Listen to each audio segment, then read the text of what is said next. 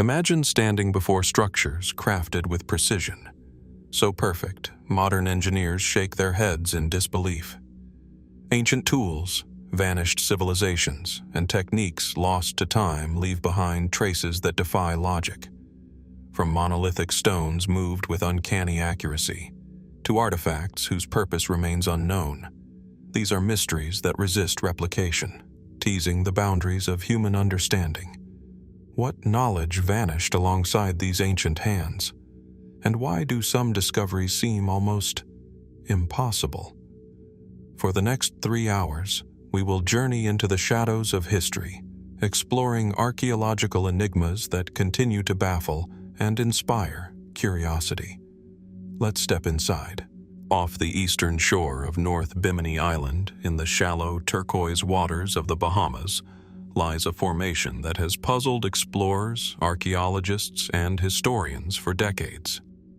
Known today as the Bimini Road, it stretches in a seemingly deliberate pattern of large, rectangular limestone blocks, some weighing several tons, aligned with a precision that catches the eye.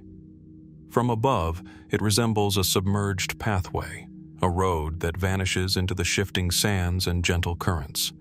Its presence is subtle yet striking, a quiet testament to a story that is yet to be fully told.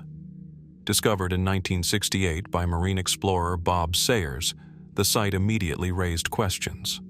To casual observers, it might appear as nothing more than a natural assemblage of stones, shifted over centuries by ocean currents, storms, and erosion. Indeed, geologists point to familiar processes of beach rock formation, a natural cementation of limestone fragments over millennia.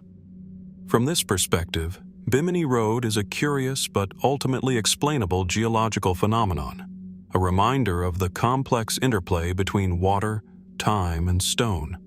Yet, the more one studies the formation, the more enigmatic it becomes. The blocks are unusually flat and rectangular, some aligned in linear rows stretching hundreds of feet. Some sit almost like carefully placed steps or foundations. Could natural forces alone account for such uniformity and orientation? Or might there be something more deliberate beneath the surface? This question has fueled decades of speculation, quietly resisting any definitive answer. Historical context adds another layer to the intrigue. Ancient maps and legends speak of islands and civilizations lost beneath the waves, echoes of cultures that existed long before recorded history. The proximity of Bimini to the supposed roots of ancient seafarers has invited comparisons to the lost city of Atlantis, described by Plato as a powerful civilization that vanished beneath the sea around 9000 BC. While mainstream historians caution against drawing direct connections, the parallels are striking enough to keep imaginations engaged. A sunken city, an organized layout of stone blocks, and a location that aligns with certain interpretations of Plato's account. Archaeologists and divers have noted additional anomalies around Bimini Road. Some stones appear to bear grooves or cuts that seem irregular for natural formations. Others rest at angles that suggest intentional placement rather than random deposition. Evidence of associated artifacts, tools, pottery fragments, or other remnants of human activity remains sparse and debated, leaving room for careful speculation without claiming certainty. For many researchers, the formation straddles the boundary between natural science and the faint outlines of a human story lost to time. Over the decades, Bimini Road has inspired books, documentaries, and countless expeditions. Divers describe an almost hypnotic quality to the site, a feeling that beneath the turquoise waves, something ancient and purposeful waits quietly. Some propose that it was a ceremonial walkway, others a harbor, and still others insist it may be the remnants of an early seafaring culture that predated any known civilization in the region. Each interpretation raises further questions. What skills or knowledge would have been required to move and position these massive stones? And if this was indeed the work of human hands, What caused such a civilization to vanish so completely, leaving only stones in the shallow waters? Even today, with modern technology and detailed mapping, the mystery persists. Sonar imaging and underwater excavation reveal patterns that hint at structure, yet definitive proof of human construction remains elusive. Perhaps Bimini Road is both, a product of natural forces shaped and enhanced by human intervention. A silent dialogue between geology and history, or perhaps something else entirely yet unseen. As the sun filters through the water, casting shifting shadows over the limestone blocks, one cannot help but wonder, is Bimini Road a fragment of a lost human story, or simply the ocean's intricate handiwork? And if there is a story hidden in those stones, how much of it remains buried beneath centuries of sand, currents, and silence? The mystery endures, inviting each visitor, diver, or scholar to look deeper, question more, and consider what else the oceans might still conceal. As we leave the shallow turquoise waters of Bimini behind, our journey takes us thousands of miles across the ocean to the remote southern shores of Japan's Yonaguni Island. There, just beneath the clear, restless currents of the East China Sea, lies a submerged formation that has captivated divers and researchers since its discovery in 1986, the Yonaguni Monument. From above, the water's surface reveals only fleeting glimpses of its geometric edges and massive terraces, but below, the monument unfolds like a colossal sunken city, etched in stone and frozen in time. The first sighting of the monument startled many. Massive terraces rise in sharp, angular layers, interspersed with enormous flat platforms, steps, and walls that appear to stretch over 150 feet in length. One can almost imagine walking through streets and plazas, tracing pathways carved with precision. The entire formation descends into the deep, fading into shadow as it plunges beyond the limits of sunlight. Some blocks are perfectly rectangular, while others seem sculpted into right angles and sharp corners, as if guided by human hands rather than the random patterns of erosion. Geologists have examined the site extensively, proposing that it may be the result of natural processes, tectonic activity, jointing, and the fracturing of sandstone over thousands of years. Indeed, the area sits atop layers of stratified sandstone and mudstone, rocks prone to cracking along defined plains. For many, this explanation suffices. The monument is a remarkable but ultimately natural formation, sculpted by time, tides, and seismic movement. Yet, even among skeptics, the formation refuses to be fully explained.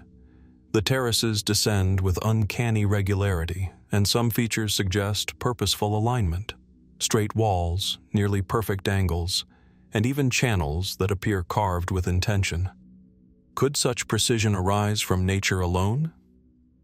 Or might ancient hands have shaped the stones before the sea claimed them, leaving traces of a civilization lost beneath the waves? The intrigue deepens when considering history. The region around Yonaguni has been subject to repeated rises in sea level over millennia, with evidence suggesting that significant portions of the East China Sea were dry land as recently as 10,000 BC. This period coincides with the final chapters of the last ice age, when advanced human communities might have inhabited coastal regions now submerged. Could the monument represent the remains of such a society? An architectural legacy swallowed by the ocean? Or is it a coincidence? A perfect intersection of geology and imagination? Divers who have explored the monument report sensations that are difficult to quantify. Swimming among the terraces, passing beneath enormous flat platforms, some describe an almost eerie sense of order, a feeling that this is not merely stone but the remnants of something larger, something deliberate. In some areas, circular depressions and carvings resemble altars or ceremonial spaces. Elsewhere, underwater corridors suggest pathways, guiding movement from one platform to another. These features have prompted comparisons with other ancient underwater sites, from Bimini to the coasts of the Caribbean, where mysterious formations challenge our understanding of human history. Archaeologists remain divided. Some, like marine geologist Robert Schoch, suggest that while natural processes explain much, certain features, particularly the terraces and angular cuts, may indicate human modification. Others emphasize caution, warning against imposing our sense of civilization onto patterns that could simply reflect natural fracturing. Yet the debate itself highlights a critical point. The monument, whether entirely natural or partly artificial, sits at the boundary of the known and unknown. It refuses to be easily across hundreds of feet. Moving such across hundreds of feet, moving such blocks, cutting them with precision, or even imagining a society capable of conceptualizing such architecture, raises questions about the technologies, skills, and knowledge that might have existed at the edge of human prehistory. Were there coastal civilizations with engineering abilities lost to time, or is this a remarkable coincidence crafted by nature's forces? The monument also invites speculation about ritual or symbolic significance. Certain features, such as stepped terraces and elongated platforms, suggest a ceremonial or social function, while large depressions could have served as gathering spaces or even anchoring points for structures now gone. If this was indeed a product of human activity, what cultural or spiritual purpose might it have served? And what stories, what daily lives, vanished with it beneath the rising sea? Even with modern technology, sonar mapping, underwater photography, and 3D modeling, many aspects of the Yonaguni Monument remain elusive. Shadows obscure details, currents shift sand and sediment, and portions of the site lie beyond the reach of conventional diving depths. Each expedition reveals new questions, from subtle grooves in the sandstone to patterns of erosion that seem almost too regular to be random. Like Bimini Road, Yonaguni resists definitive answers, offering only hints, suggestions, and the quiet pull of mystery. As we glide over the terraces, watching sunlight filter through the waves and illuminate the monument in fleeting, shifting patterns, one cannot help but reflect. Are we seeing the remnants of a lost civilization, a city swallowed by the ocean at the close of the last ice age? Or is it the ocean itself, patient and relentless, sculpting stone into forms that mimic intention? The answer remains submerged, concealed beneath currents and centuries, waiting for those willing to look deeper, question further, and imagine what might still lie hidden in the deep. From the silent terraces of Yonaguni, our journey now carries us across thousands of miles to the fertile waters of the Nile Delta, where the murky currents of history conceal a city once celebrated, now almost forgotten. Heracleion. Known in antiquity as Thonis to the Egyptians, this city once stood proudly at the mouth of the Nile, a bustling port connecting the Mediterranean to the heart of ancient Egypt. Today, it lies submerged beneath nearly 30 feet of silt and water, an entire metropolis swallowed by the sea and cloaked in centuries of sediment, offering tantalizing glimpses into a world both familiar and mysterious. The first modern discoveries of Heracleion in 2000 by French underwater archaeologist Franck Godiot revealed a cityscape frozen in time, yet radically transformed by the ocean's embrace. Massive statues of pharaohs, sphinxes, and deities rise from the sand, their features remarkably well preserved despite centuries underwater. Colossal gateways and stone columns hint at temples and grand ceremonial spaces, now empty but resonant with the echoes of devotion. The streets themselves remain buried beneath layers of sediment, while small artifacts, coins, pottery shards, jewelry, suggest a city teeming with trade, culture, and human activity. Historians have long referenced Heracleion in ancient texts, describing it as a hub of commerce, religion, and diplomacy. Greek historians spoke of the city as a sacred gateway, a meeting place where Egyptian and Mediterranean cultures converged. Records indicate that Heracleion flourished from around the 6th century BC, commanding wealth and influence as a port of entry for travelers, merchants, and emissaries. Yet, despite its importance, the city vanished from maps and memory for over a millennium, submerged and nearly erased by natural forces. Geologists attribute the city's disappearance to a combination of catastrophic events: soil liquefaction caused by earthquakes, rising sea levels, and powerful Nile floods. The soft delta sediments, over time, would have undermined foundations, allowing massive structures to sink gradually. Entire streets and temples likely collapsed in stages, leaving the city buried beneath layers of silt. From this perspective, Heracleion is a tragic but understandable victim of natural processes, a reminder of how powerful the Earth can be in shaping human history. Yet, as with other submerged sites we have explored, the story of Heracleion contains threads that resist complete explanation. The scale of the statues and monuments is astonishing, often exceeding what would be expected for a city of its size. How were these enormous stones transported, sculpted, and positioned with such precision? Even more puzzling, certain artifacts and inscriptions suggest connections across the Mediterranean and beyond, hinting at trade networks, rituals, and knowledge exchange that challenge traditional timelines of cultural development. Could there have been advanced techniques, now lost, that allowed the city to reach such grandeur? Explorers and divers describe an almost palpable sense of history in the waters above Heracleion. Swimming among submerged statues, one feels the weight of centuries pressing down from the ocean above, a sensation both humbling and surreal. Bronze coins still glint in the silt, bearing the faces of Greek gods and Egyptian rulers alike.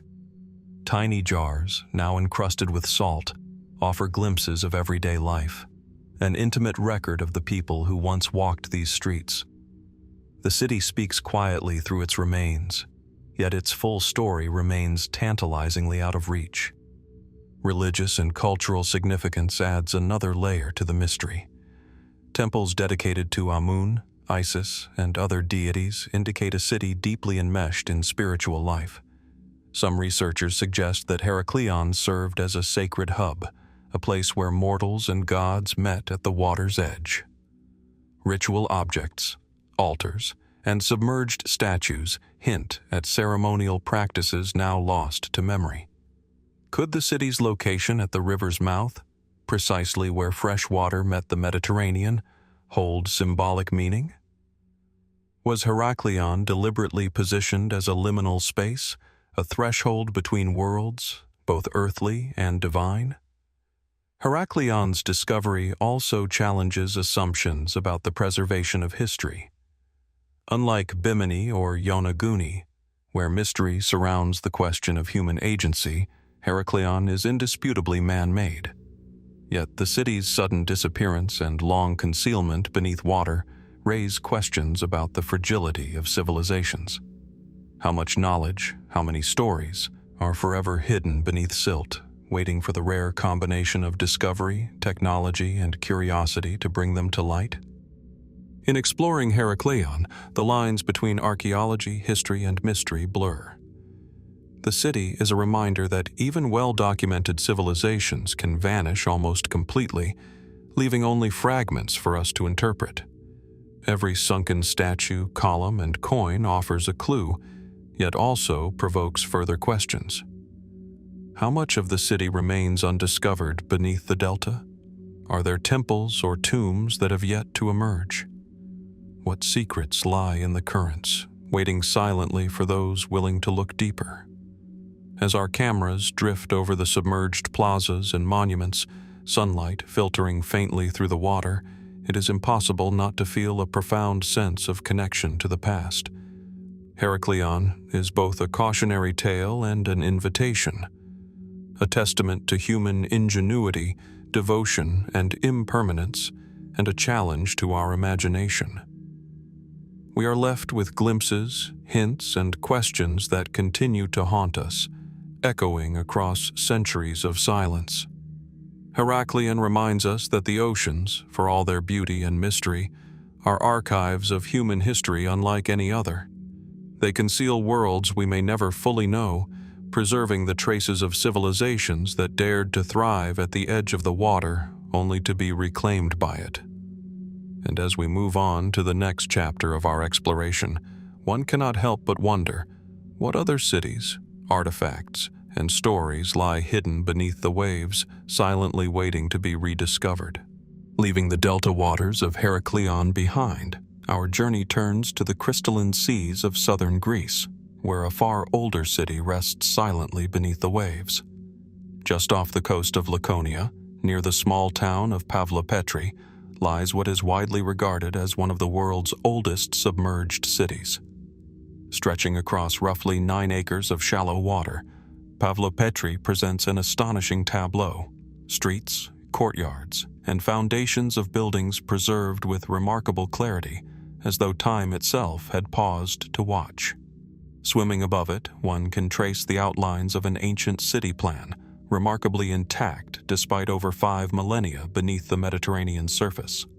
Discovered in 1967 by marine geologist Nicholas Fleming, Pavlopetri immediately challenged conventional understanding of ancient Greek civilization. Carbon dating of artifacts suggests the city flourished around 2800 BC, long before the classical period that dominates most accounts of Greek history. Pottery fragments, stone tools, and storage vessels hint at a thriving community engaged in trade, agriculture, and possibly early maritime commerce. The city's grid-like streets suggest careful planning, a sophistication that implies more than a transient settlement. This was a functioning urban center with social, economic, and perhaps political structures. Geologists explain Pavlopetri's submersion as the result of gradual tectonic subsidence combined with rising sea levels, common in the eastern Mediterranean over the past several thousand years. Earthquakes may have played a role, causing sections of the city to sink slowly into the shallow bay, while occasional storms and shifting sediments further concealed its remnants. From a purely geological perspective, Pavlopetri represents a fascinating example of how natural forces can reclaim human settlements, yet leave behind tantalizingly clear traces of their existence. Yet, as with the sites we have already explored, the city's layout raises questions that go beyond geology. The streets follow straight, organized lines. Building foundations appear precisely measured. Courtyards and open spaces seem deliberately positioned. Could nature alone account for such order? Or was this the work of a highly organized society, one capable of planning on a scale previously unimagined for this period? The answer remains uncertain, yet the evidence compels curiosity. Archaeologists have noted that Pavlopetri was not merely a residential hub, but likely a center of trade and communication. Its location near the southern tip of the Peloponnese placed it along early maritime routes, connecting coastal settlements across the Mediterranean. Evidence of imported goods, including pottery from distant regions, suggests networks of exchange far more extensive than commonly believed for 3rd millennium BC Greece. Could Pavlopetri have served as a maritime bridge between emerging civilizations, a node where ideas, technologies, and goods flowed freely across the waves? Diving over the site, one cannot help but be struck by its remarkable preservation. Stone doorways, walls, and foundations rise clearly from the seabed, their proportions intact despite millennia underwater.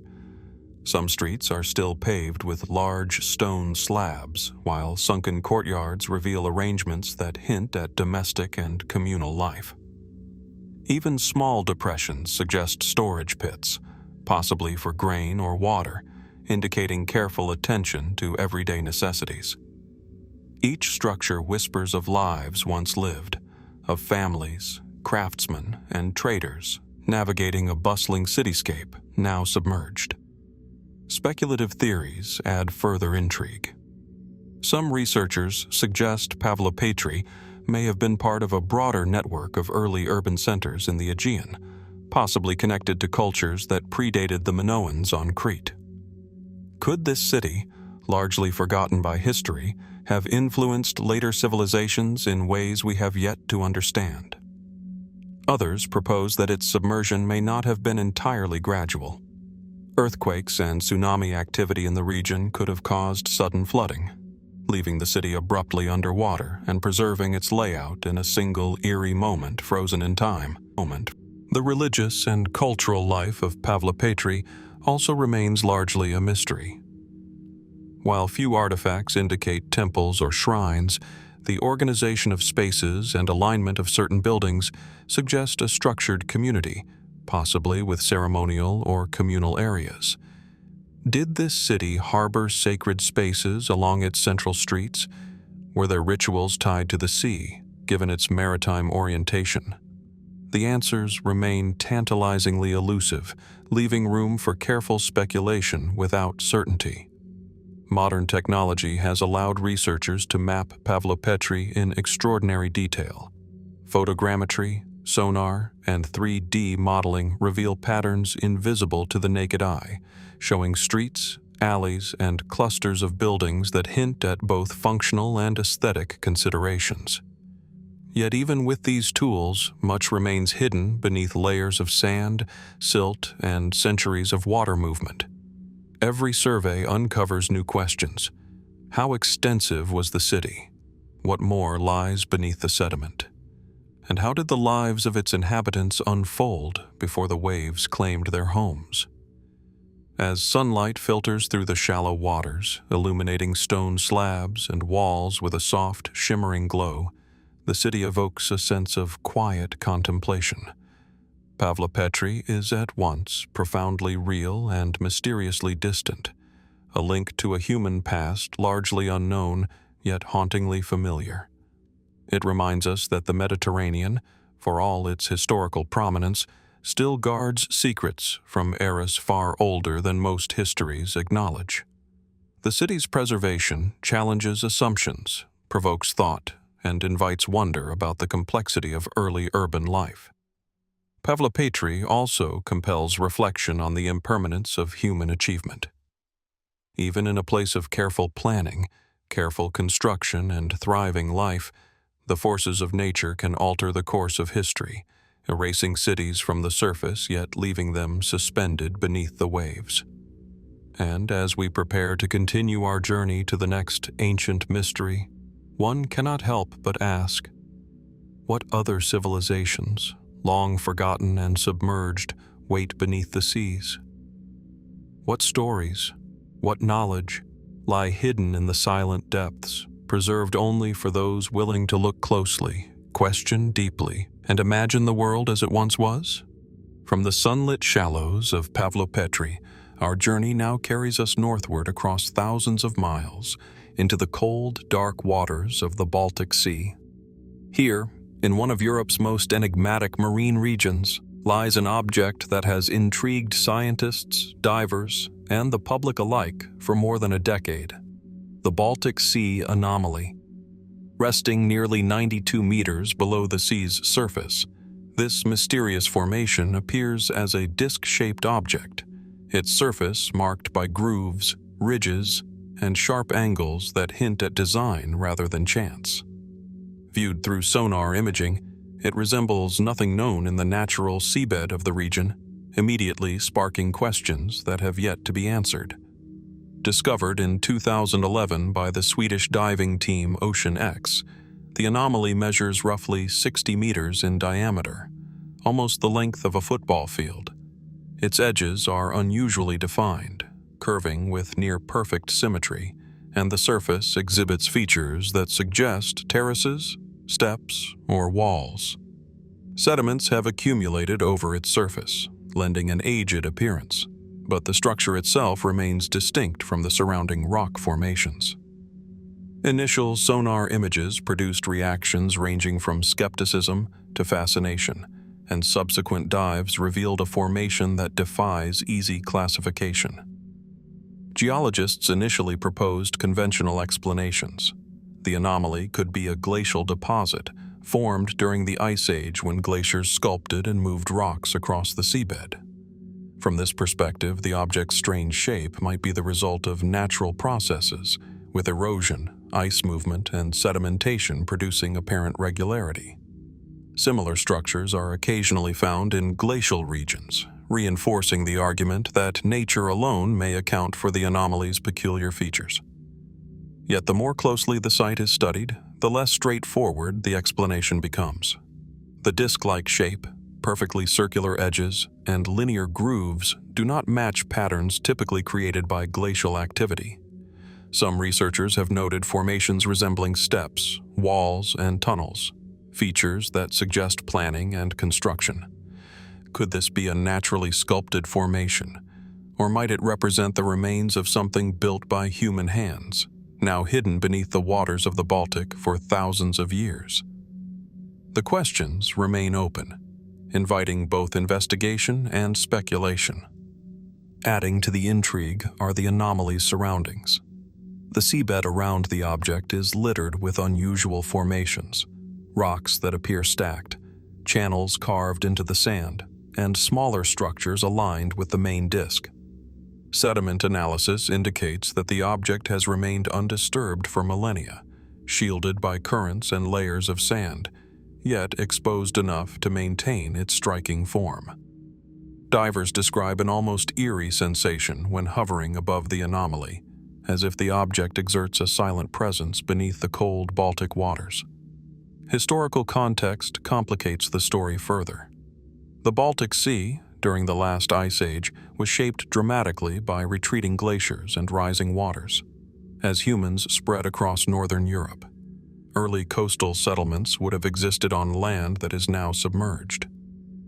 Could the anomaly be connected to these ancient populations, perhaps as a ceremonial site, a harbor, or even an artificial platform? If so, it would represent an architectural achievement far earlier than conventional records suggest, challenging assumptions about prehistoric northern Europe. Speculative theories abound. Some propose the anomaly is a crashed extraterrestrial object, citing its disc-like form and unusual surface features. Others suggest it may be an ancient megalithic structure, deliberately constructed and lost to rising sea levels. More conservative perspectives continue to argue for natural explanations, emphasizing the glacial and geological history of the region. Each theory raises further questions. If it is man-made, what tools and knowledge could have produced such a structure underwater? If natural, how did forces of ice, sediment, and erosion create such a seemingly intentional design? Exploration of the site has been challenging. Cold temperatures, strong currents, and poor visibility limit underwater access, making direct observation difficult. Only a handful of dives have provided detailed images of the anomaly's surface, leaving much of its interior and underside unexplored. Sonar scans reveal ridges, bumps, and depressions, but the true nature of these features remains unclear. Are they natural fractures, erosion patterns, or traces of deliberate carving? Each discovery prompts as many questions as answers, reinforcing the mystery. Even with modern technology, the anomaly continues to resist easy categorization. Its size, shape, and placement are unusual enough to inspire awe and curiosity, yet the lack of definitive artifacts or human traces keeps its origin ambiguous. It is a structure at the edge of understanding, bridging geology, archaeology, and the imagination. Its presence reminds us that even in well-charted seas, the ocean can conceal puzzles older and stranger than we anticipate. As we drift in cold, still waters above the Baltic Sea Anomaly, the formation's silent grandeur offers a moment for reflection. Unlike the warm, sunlit terraces of Pavlopetri or the bustling streets of Heracleion, this site is isolated and stark, a lonely sentinel beneath the northern waves. Its existence compels us to ask, what else lies hidden in Earth's vast oceans, waiting beneath sediment, water, and centuries of silence? Are there other structures, cities, or objects that challenge our understanding of human history or natural processes still undiscovered in the deep? The Baltic Sea. Anomaly, like Bimini Road, Yonaguni, and Pavlopetri, invites contemplation rather than certainty. It stands as a reminder that the oceans are archives of mysteries, some sculpted by nature, some perhaps by human hands, and some yet beyond comprehension. The waters of the Baltic hold a story we have only just begun to glimpse, a story of time, transformation, and the hidden traces of the past. And as we continue our exploration of the deep, we are left with the haunting sense that for every mystery uncovered, countless others remain submerged, silently waiting to be revealed.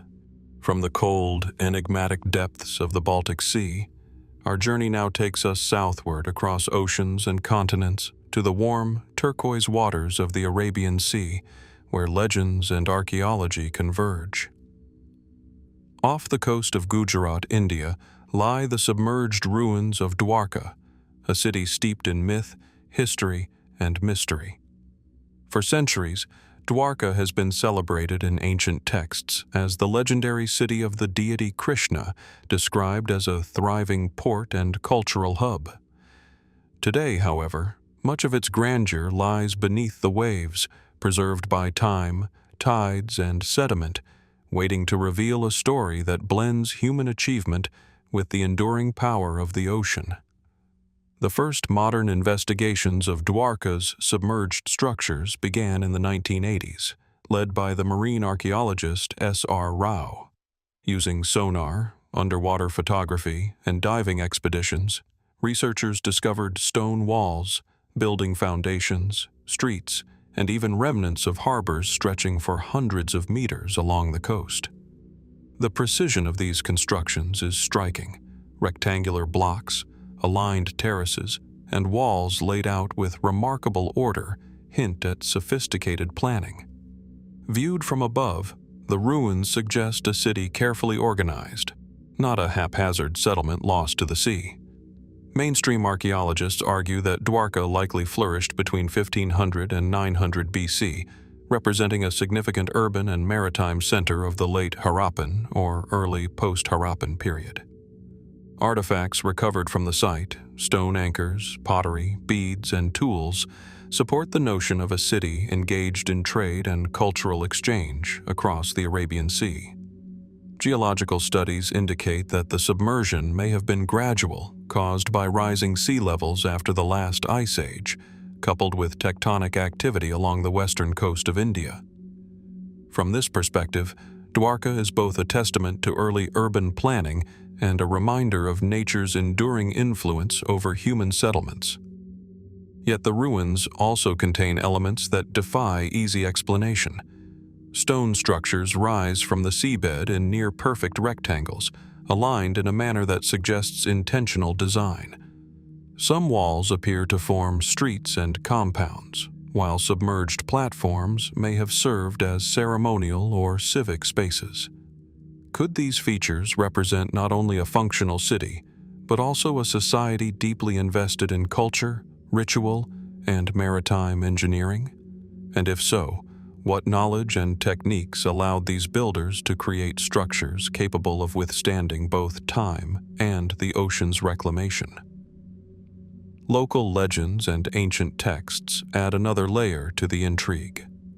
The Mahabharata and Puranic literature describe Dwarka as a city of immense splendor, adorned with palaces, streets, and harbors, and ruled by a visionary king whose life and exploits are entwined with the epic of Krishna.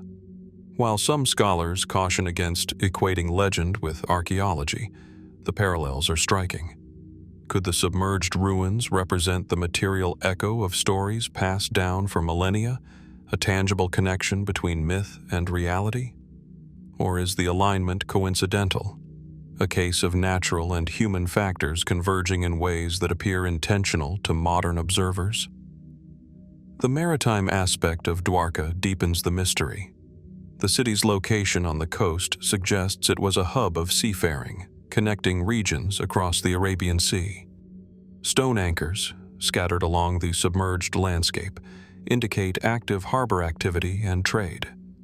Could Dwarka have been a node in an early network of maritime exchange, linking cultures across South Asia, the Middle East, and beyond? If so, what goods, ideas, and technologies moved through these sunken streets, now silent beneath the waves? Diving over the site today, the experience is almost surreal. Stone blocks emerge from the sand, some covered with marine growth, while others glint faintly under sunlight filtered through water. The layout of streets and compounds evokes a sense of order and purpose, yet much of the city remains obscured, hidden beneath centuries of silt and sediment. Each artifact, each wall, each line of blocks raises questions about the lives of the people who once called this city home, their work, their culture, their beliefs, and their fate in the face of rising waters. Speculative interpretations abound. Some suggest Dwarka may have been deliberately submerged as part of ritual or defensive measures, though there is little direct evidence. Others see it as a precursor to later urban civilizations along India's western coast, a link between mythic narratives and archaeological reality. Conservative explanations emphasize natural subsidence and sea level changes, yet even these acknowledge the extraordinary preservation and organization of the ruins.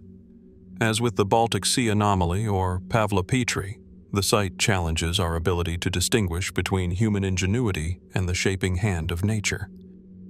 Modern technology continues to uncover new insights. Sonar mapping, 3D reconstruction, and underwater excavation reveal the scale and complexity of the city, while ongoing research hints at the possibility of further discoveries still hidden beneath the seabed. How extensive was Dwarka in its prime? Were there additional temples, civic buildings, or harbor structures yet to be revealed?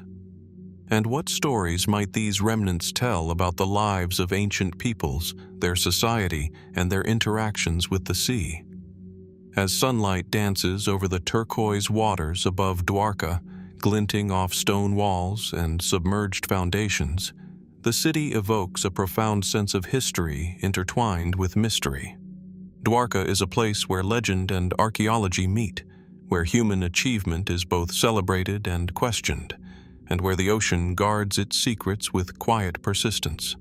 Its ruins compel us to reflect not only on what was lost beneath the waves, but also on what remains waiting to be discovered, interpreted, and understood.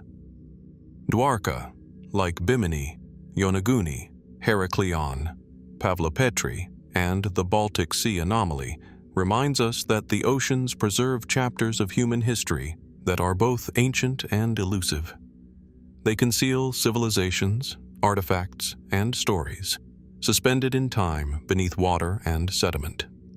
And as we prepare to continue our exploration into the remaining mysteries of the deep, one cannot help but wonder, how many more cities, objects, and civilizations remain hidden beneath the waves, silently awaiting rediscovery, and what truths about our past might they reveal when they finally emerge from the ocean's embrace? From the submerged streets of Dwarka, our exploration now moves northward along the western coast of India, to the silty, shallow waters of the Gulf of Khambhat. Here, beneath the gentle tides and layers of sediment, lie structures that have both fascinated and divided researchers for decades. Scattered across the seabed are unusual formations, linear alignments, geometric patterns, and what appear to be foundations of buildings, hinting at human activity that may date back much further than previously assumed.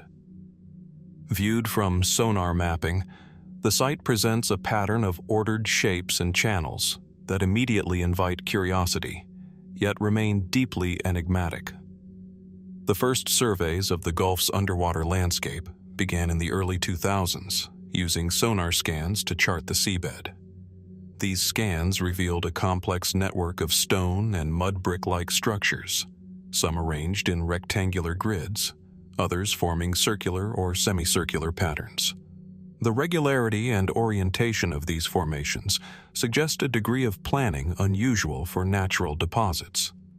Artifacts collected from the area, including pottery shards and microlithic tools, have been carbon dated, suggesting human activity as far back as 7,500 to 6,000 BC.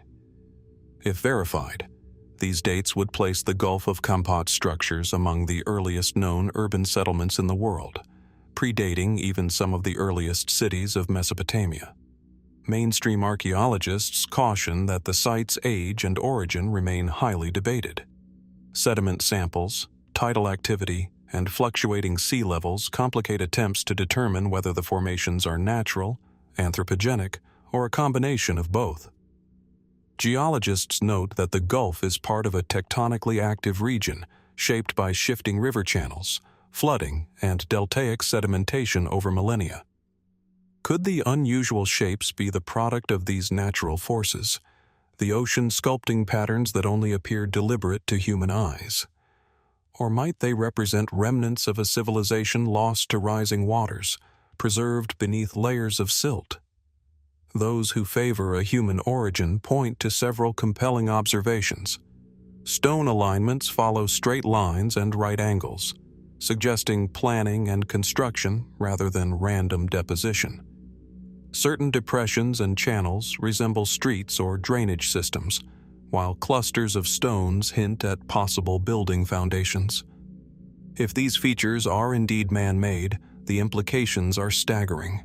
An urban settlement of immense antiquity, thriving thousands of years earlier than conventional models suggest, entirely submerged by rising sea levels at the end of the last ice age. Artifacts recovered from the site provide tantalizing, though limited, evidence of human presence. Pottery fragments bear simple geometric patterns. Microlithic tools indicate technological capability, and small beads or ornaments hint at cultural expression. These objects suggest not only daily life, but trade, craft, and possibly ritual practices, all of which paint a picture of a community far more complex than the sparse remains might first indicate. Yet much of the evidence remains buried beneath sediment, or has been altered by centuries of tidal activity, leaving tantalizing glimpses but no full picture. The Gulf of Khambhat structures share certain characteristics with other submerged cities we have explored, such as Dwarka and Pavlopetri: precise alignments, the appearance of streets or courtyards, and a location now underwater that was once habitable land. Could these cities, separated by thousands of miles, represent an era when rising seas reshaped coastlines and erased civilizations? Or do they reveal patterns of human settlement responding to coastal geography in ways that are now largely lost to memory? The comparisons raise questions about the spread of early urban knowledge and the adaptability of human societies in the face of environmental change. Speculative interpretations abound.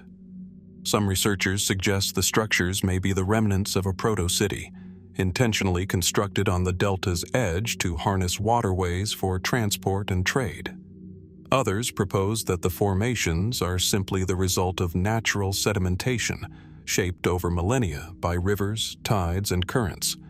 Some even hint at lost civilizations, perhaps linked culturally or technologically to the urban centers of ancient India, now submerged and silent beneath the waves. Yet for all the speculation, definitive proof remains elusive, leaving the site suspended between archaeology and mystery. Diving over the Gulf's shallow waters, explorers report seeing linear stone formations emerging from mudflats, partially obscured by silt and tidal flows. The experience is simultaneously humbling and unnerving. Each visible structure suggests human intention, yet the water and sediment veil most details. It is a reminder of the impermanence of civilization and the ocean's quiet power to reclaim the work of human hands. The sight of a partially exposed stone wall or aligned foundation evokes questions about the people who once lived here, their daily lives, their culture, and the forces that eventually submerged their city. The Gulf of Khambhat also challenges conventional timelines. If the carbon-dated artifacts are accurate, they imply urban planning and maritime activity thousands of years before previously recognized Indian cities. Could the region have hosted a sophisticated society capable of constructing durable buildings and engaging in trade long before history acknowledged such development? If so, what knowledge, social structure, and cultural practices might have existed, now lost to the sea? As sunlight filters through the shallow waters, illuminating faint outlines of submerged walls and foundations, the Gulf of Khambhat emerges as a silent testament to time, nature, and human endeavor. The formations evoke wonder and caution, wonder at the possibilities of ancient achievement, and caution in drawing conclusions from incomplete evidence. Like Dwarka, Pavlopetri, and other submerged cities, the site demonstrates the ocean's role as both preserver and concealer, keeping secrets for millennia until curiosity and technology bring them to light. The Gulf of Khambhat structures remind us that history is often deeper and more complex than the records suggest. Beneath the water lie traces of human life, ambition, and ingenuity, preserved yet obscured, challenging our assumptions and expanding our imagination. And as we continue our exploration of ancient mysteries hidden beneath the seas, one cannot help but ask, how many other cities, structures, or civilizations remain waiting beneath water and sediment, their stories lost to time but ready to be discovered by those willing to look, question, and wonder? From the silty, submerged landscapes of the Gulf of Khambhat, our journey now turns to the eastern Mediterranean, where the gentle waves of the Levant hide one of the world's most remarkable traces of prehistoric life, the underwater settlement of Atlit-Yam. Resting just off the coast of modern-day Palestine, this Neolithic village lies submerged beneath 6 to 8 meters of seawater, its stone foundations and artifacts preserved in a rare state of calm stillness. Unlike cities lost to centuries of tidal erosion, Atlit-Yam offers a glimpse of life from approximately 6,900 to 6,300 BC, frozen in time beneath the gentle sway of the Mediterranean currents. Discovered in 1984 during a routine survey near Atlit, divers quickly realized they had encountered more than ordinary rocks. Stone houses, circular foundations, and carefully arranged public spaces emerged from the sand, often marked by the remnants of fireplaces and storage pits. The village stretches over roughly 40,000 square meters, with streets, dwellings, and communal areas laid out with a degree of planning that hints at a complex, organized society. Walking, or rather, diving, through Atlit-Yam, one is struck by the tangible sense of daily life, abruptly halted and yet eerily preserved by the waters that now cradle it. Archaeological study has revealed not only the village's layout, but also insights into its inhabitants' lives. Remains of domesticated animals, stone tools, pottery fragments, and fish hooks suggest a community adept at agriculture, animal husbandry, and fishing. Evidence of trade and resource gathering indicates a population connected to broader networks along the Levantine coast. Yet despite this wealth of information, the ultimate cause of Atlit-Yam's submersion remains a matter of debate. Some researchers point to gradual sea level rise after the last ice age, a slow encroachment that forced villagers to abandon their homes over generations. Others suggest a more sudden event, perhaps linked to tectonic activity or local flooding, that left the settlement abruptly underwater. The site's preservation has revealed extraordinary details that challenge our understanding of Neolithic life. Stone walls, some up to 1 meter thick, suggest not only functional architecture but also a concern for stability and durability.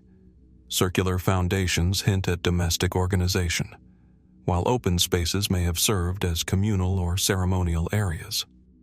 One particularly striking discovery is a semicircular stone structure, possibly an altar or gathering site, which invites speculation about religious or ritual practices. Could Atlit-Yam have been not only a practical settlement but also a spiritual or ceremonial center, where daily life intertwined with belief systems that remain largely enigmatic? Adding to the intrigue are skeletal remains found at the site, sometimes in unusual positions or buried in ways that suggest careful placement.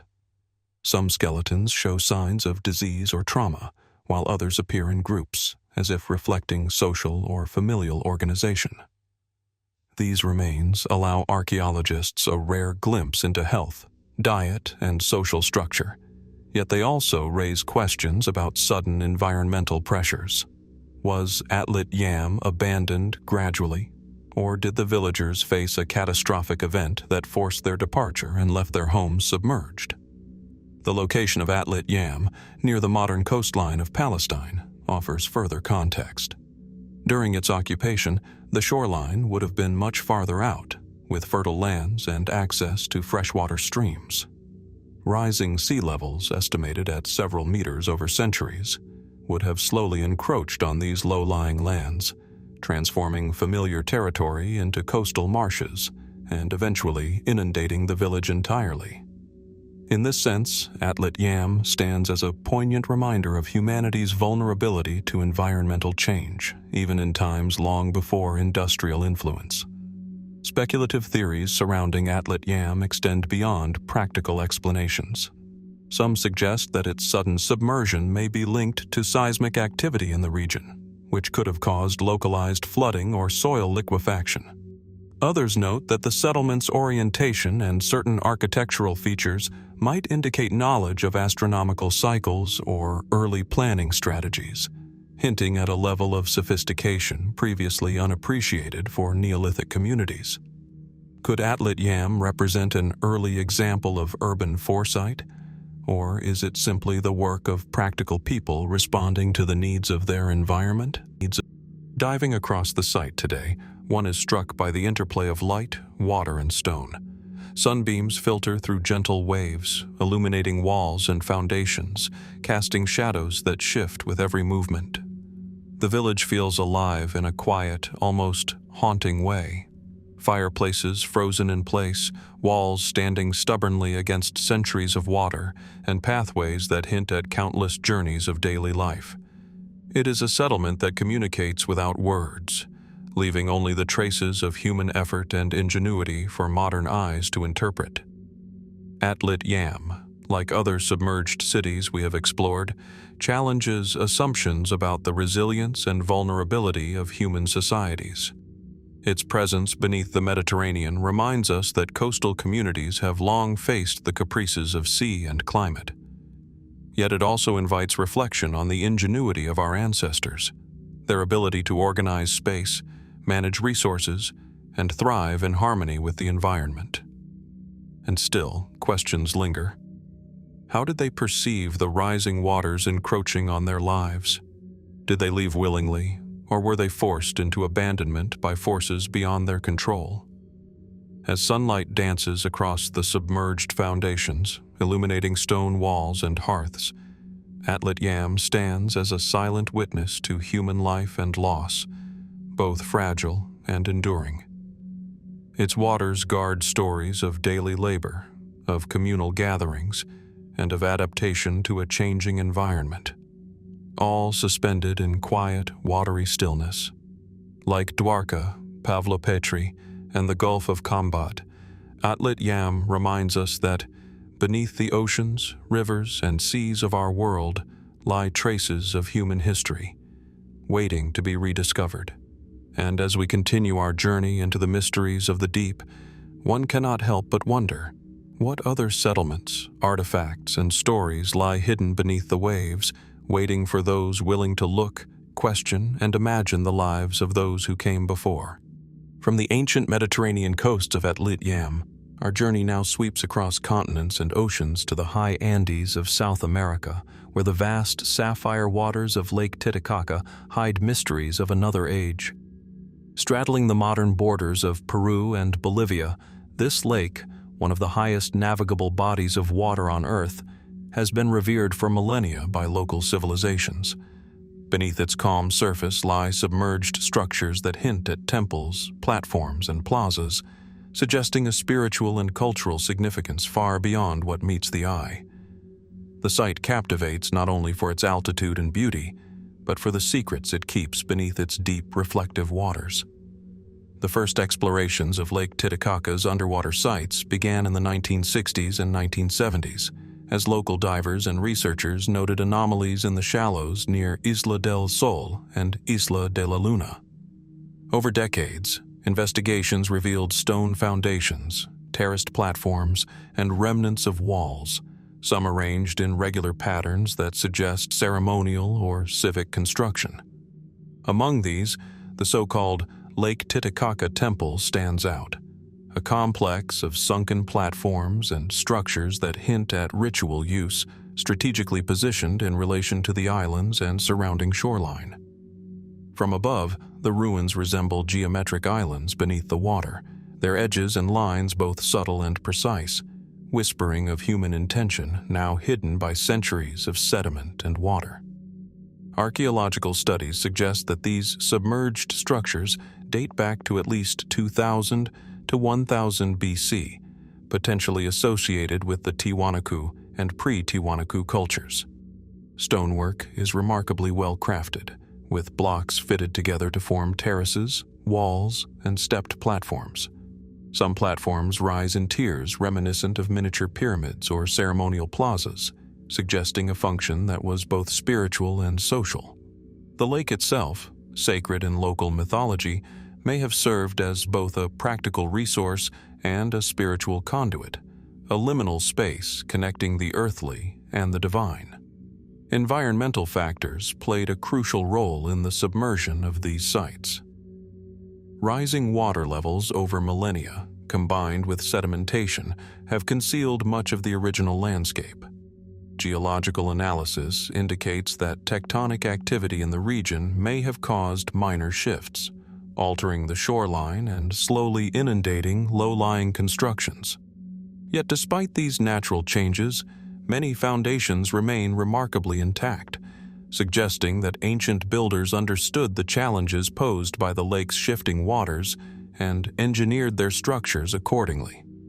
The mystery deepens when considering the placement and orientation of the submerged temple.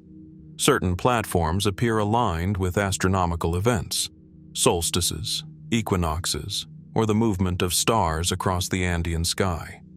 Could this indicate an early understanding of celestial cycles and their integration into ceremonial life? If so, the temple represents not only architectural ingenuity, but also an advanced cosmological awareness, reflecting a society deeply attuned to both land and sky. Local legends and historical records provide further intrigue.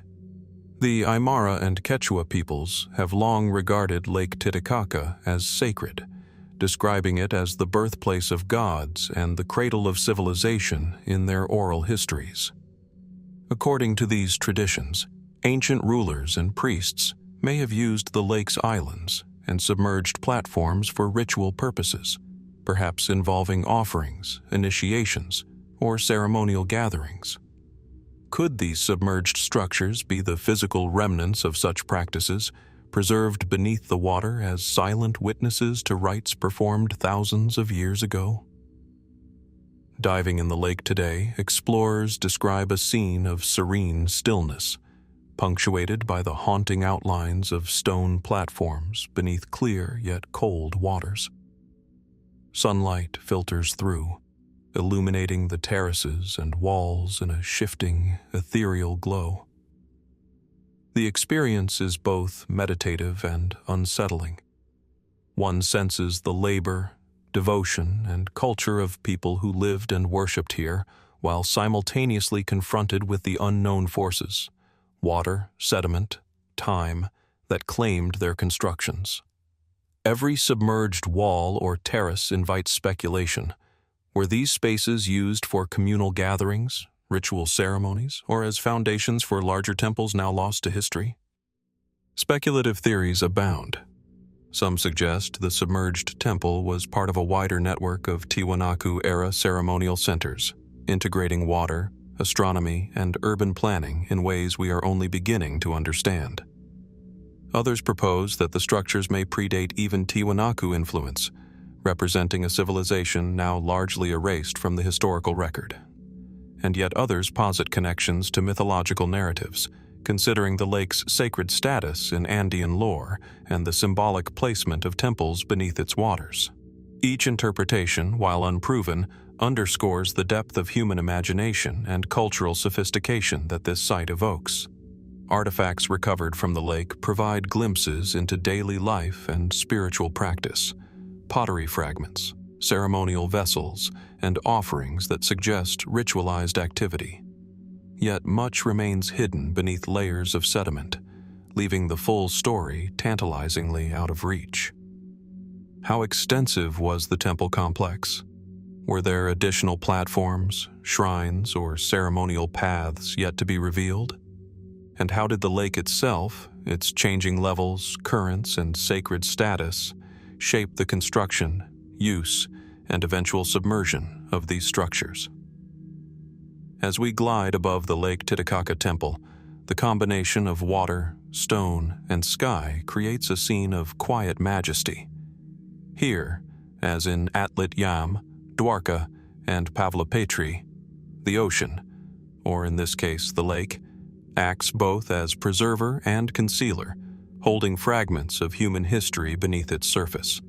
Its waters guard secrets of architecture, culture, and belief, while simultaneously inviting reflection on human resilience and vulnerability in the face of environmental change. Lake Titicaca's submerged temple reminds us that even inland waters can hold extraordinary archaeological and historical treasures. It is a place where mythology, human ingenuity, and natural processes converge, producing a landscape both awe-inspiring and enigmatic. And as we continue our exploration of ancient mysteries beneath the world's waters, one cannot help but wonder, how many other sacred sites, settlements, and structures remain hidden beneath lakes, seas, and rivers, preserving stories that may forever challenge our understanding of human history and imagination? From the serene heights of Lake Titicaca, our exploration returns to the ancient Mediterranean, to the bustling port city of Alexandria, founded in 331 BC by Alexander the Great. Today, much of its legendary grandeur lies buried beneath the waters of the eastern harbor, where archaeologists and divers have uncovered the remnants of palaces, temples, and monumental structures lost to centuries of earthquakes, tsunamis, and rising sea levels. Among these, the so-called Alexandria Sunken Palace stands as a haunting testament to human ambition and the power of the sea, its ruins whispering stories of royalty, culture, and cataclysm. The first systematic underwater explorations of Alexandria's submerged city began in the late 1990s under the direction of French underwater archaeologist Franck Goddio. Using sonar mapping, magnetometers, and diving expeditions, his team revealed a sprawling network of stone columns, statues, sphinxes, and architectural fragments lying in repose on the harbor floor. These remnants suggest grand palaces and ceremonial complexes once lined the waterfront, adorned with sculptural elegance and monumental scale. Swimming over the ruins, one can trace colonnaded halls, platforms, and massive blocks arranged in ways that evoke the sophistication of Hellenistic architecture, now softened and rearranged by centuries of tides and currents. Historical accounts of Alexandria provide tantalizing context. The city was renowned as a center of commerce, learning, and governance, with palaces that housed pharaohs, generals, and elite administrators. Ancient sources describe the royal quarters as luxurious, with vast courtyards, elaborate mosaics, and marble columns imported from distant lands. Archaeological evidence beneath the harbor confirms at least fragments of this narrative. Stone blocks marked with inscriptions, fragments of statues, and decorative architectural elements suggest opulence and careful design. Yet even these remnants, remarkable as they are, only hint at the city's full scale and splendor, much of which remains lost to the waters. Geological and environmental factors explain much of the palace's disappearance. Alexandria lies in a seismically active region, and historical records document earthquakes and tsunamis that reshaped the coastline. Sediment deposition and gradual subsidence further buried structures, preserving them beneath layers of sand and mud. But the forces of nature also raise questions. How did these buildings, engineered with precision and scale, succumb to water and seismic activity? Was their loss sudden during a catastrophic event, or gradual as tides and shifting sediments slowly claimed the city? The waters preserve evidence, but not certainty. The arrangement of submerged structures suggests both function and symbolism. Massive stone blocks and terraced platforms imply ceremonial or administrative purposes, while columns and paved courtyards point to public spaces where governance, ritual, and commerce intersected. Some fragments bear carvings and inscriptions, hinting at cultural practices, religious observances, or commemorations of rulers. Could the palace have served not only as a residence for royalty, but also as a hub for diplomacy, learning, and ritual? And if so, how did its position along the harbor facilitate Alexandria's integration into trade and cultural exchange across the Mediterranean? Artifacts recovered from the site deepen the mystery. Fragments of statues, human, divine, and animal, lie scattered on the harbor floor, some broken, others intact. Pottery shards, coins, and ceremonial objects suggest an ongoing interaction between domestic, religious, and commercial life. Divers report seeing massive blocks aligned in precise orientations, occasionally forming patterns that imply planning beyond mere construction convenience. Was this intentional symbolism a reflection of cosmology or governance, or merely the result of architectural function? The ruins do not speak directly, but they evoke thought, inviting observers to reconstruct ancient life from hints and fragments. Speculative theories about the sunken palace abound. Some suggest that parts of the structure may have been intentionally submerged as a harbor defense, while others propose catastrophic earthquakes or tsunamis as the primary cause. Certain unusual stone arrangements have even prompted discussion about lost architectural techniques, advanced engineering, or symbolic design no longer understood in full. While mainstream archaeology emphasizes natural and historical explanations, the mystery remains compelling. Why do some sections appear almost perfectly aligned, as if carefully preserved beneath the harbor's layers? Diving over the site today, explorers describe an atmosphere of profound calm, punctuated by the occasional glint of sunlight on a column or fragment. The stones seem to float in quiet dignity, their scale and artistry evoking the people who designed, built, and inhabited these spaces. It is a place suspended between time and water, where centuries of human ambition meet the inexorable power of the Mediterranean. Each platform, column, or stairway fragment raises questions. What ceremonies took place here? Who walked these halls?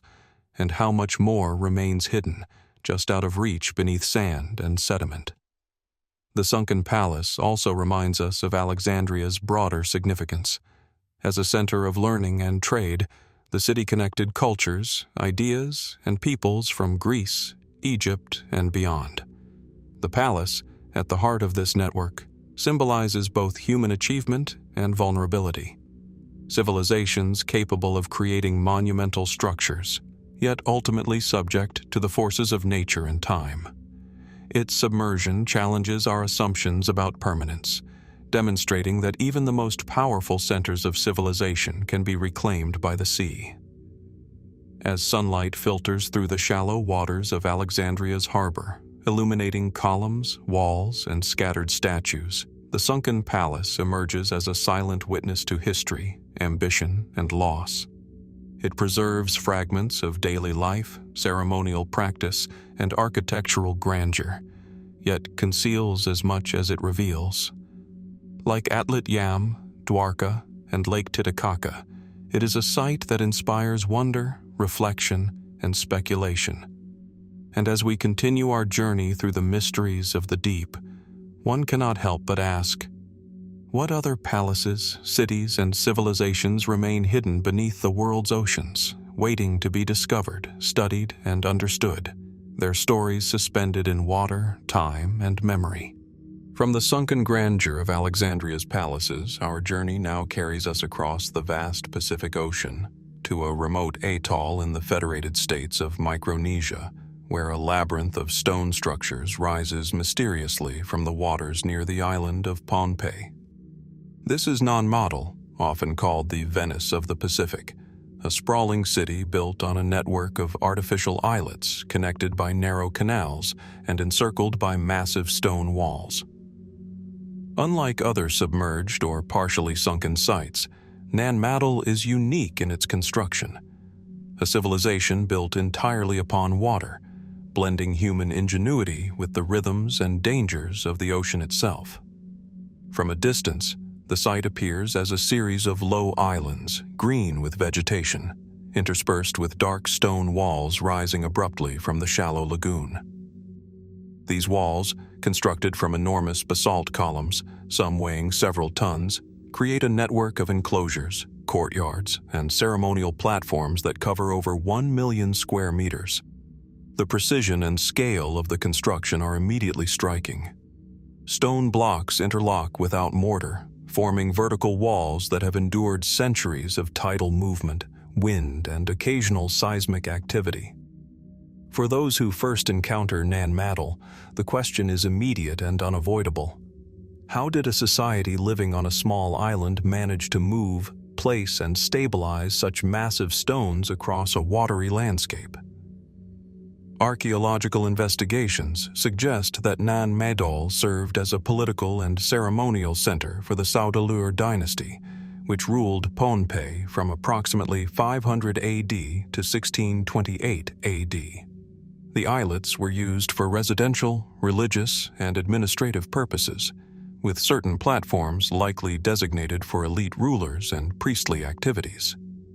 Human burials, stone altars, and remnants of sacred structures suggest that the site was not merely functional but deeply symbolic, representing authority, spirituality, and cosmological alignment.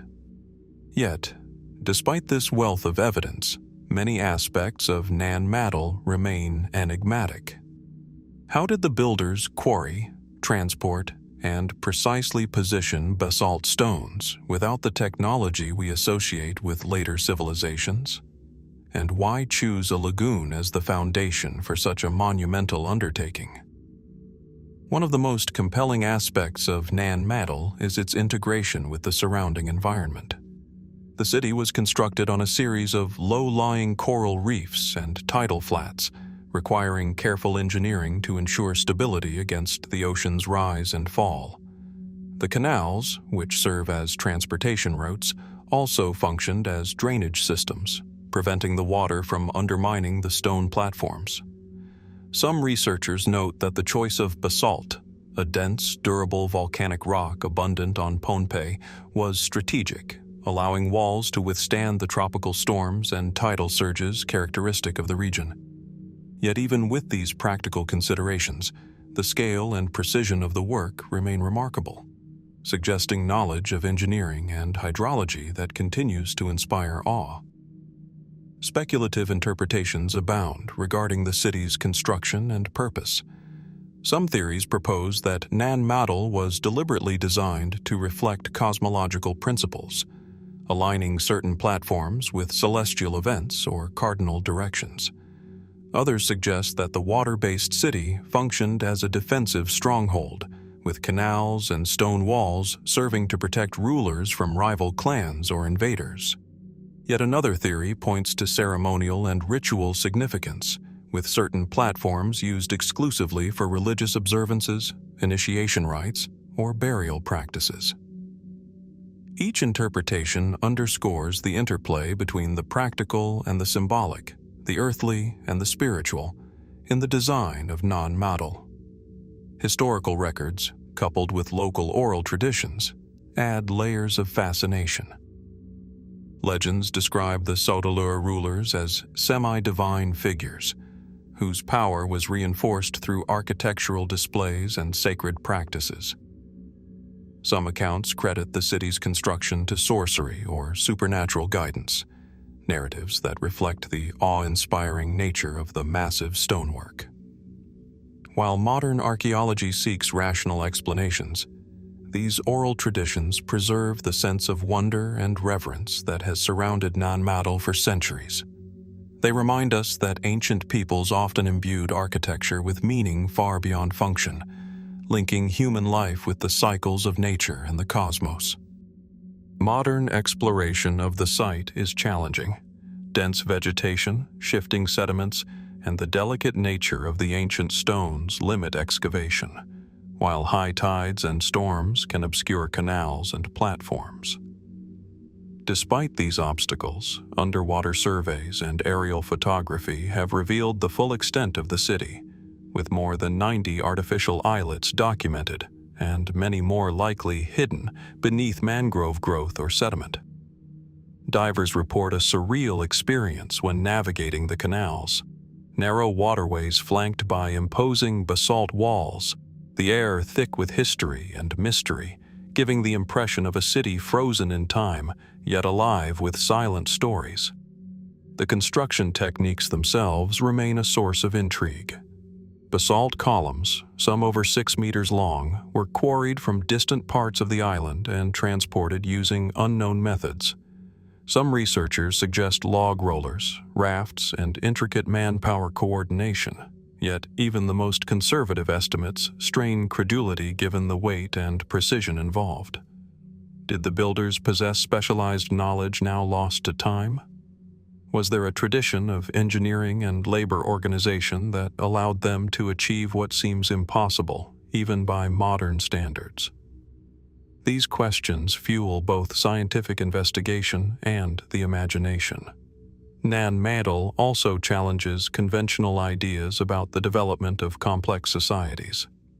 Unlike other ancient cities built on land, this city's watery foundations required advanced planning, hydrological insight, and social coordination on a scale rarely observed in similar periods.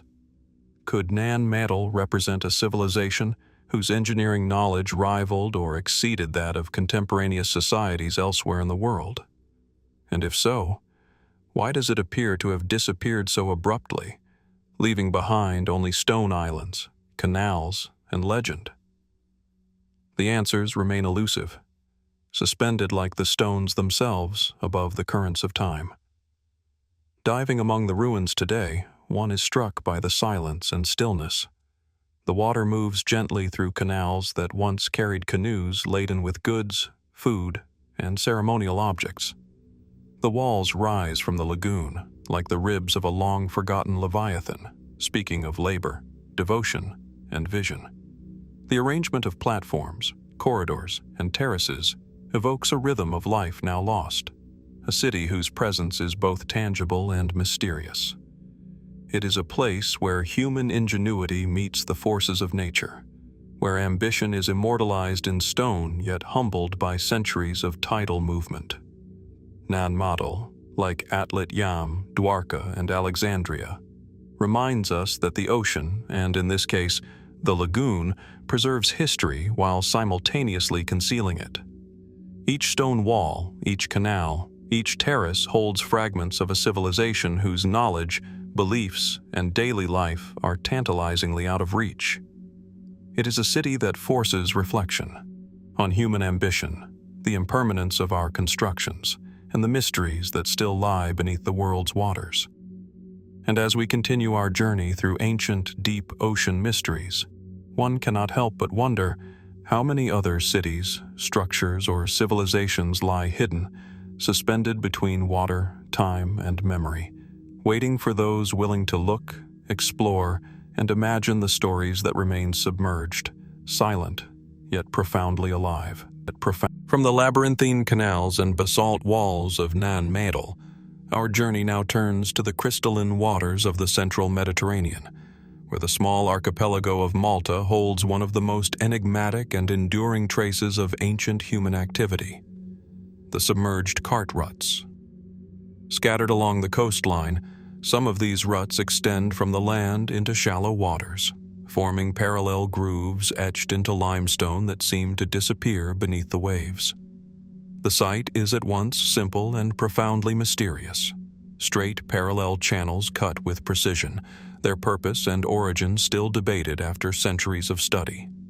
These submerged tracks, many of them filled with sand and partially hidden beneath tidal waters, stretch for hundreds of meters, in some cases connecting coastal areas with offshore rocks or quarries. Viewed from above, the ruts evoke an impression of deliberate design, almost like pathways laid out to serve a specific purpose. Yet they also defy easy explanation. The depth of the grooves varies, and in many places they plunge directly into the sea, vanishing beneath layers of sediment. How could an ancient people, with tools far simpler than our own, create such enduring impressions in stone that survive both wind and tide? And why do some ruts appear to lead into open water, where no land or visible structure awaits? Archaeologists have long speculated on the age and function of the ruts. Radiocarbon dating of nearby settlements and associated artifacts suggests they may date back to at least 2000 to 1500 BC, contemporary with Malta's Bronze Age temples and megalithic sites. This places them among the earliest engineered features in the Mediterranean. Traditional theories propose that the ruts were formed by repeated use of wooden carts, sleds, or sledges transporting heavy stone blocks, possibly for construction projects such as the temples at Hy-Brasil and Monajdra. Yet the sheer depth and precision of the grooves challenge this interpretation, leaving open the possibility of unknown techniques or purposes. The submerged sections of the ruts add a new layer of mystery. Unlike those on land, these underwater grooves are not easily explained by mundane transportation. Could they mark an ancient shoreline, now inundated by rising sea levels after the last ice age? If so, the ruts may represent evidence of a civilization attuned to shifting coastlines, deliberately connecting inland centers to the water's edge.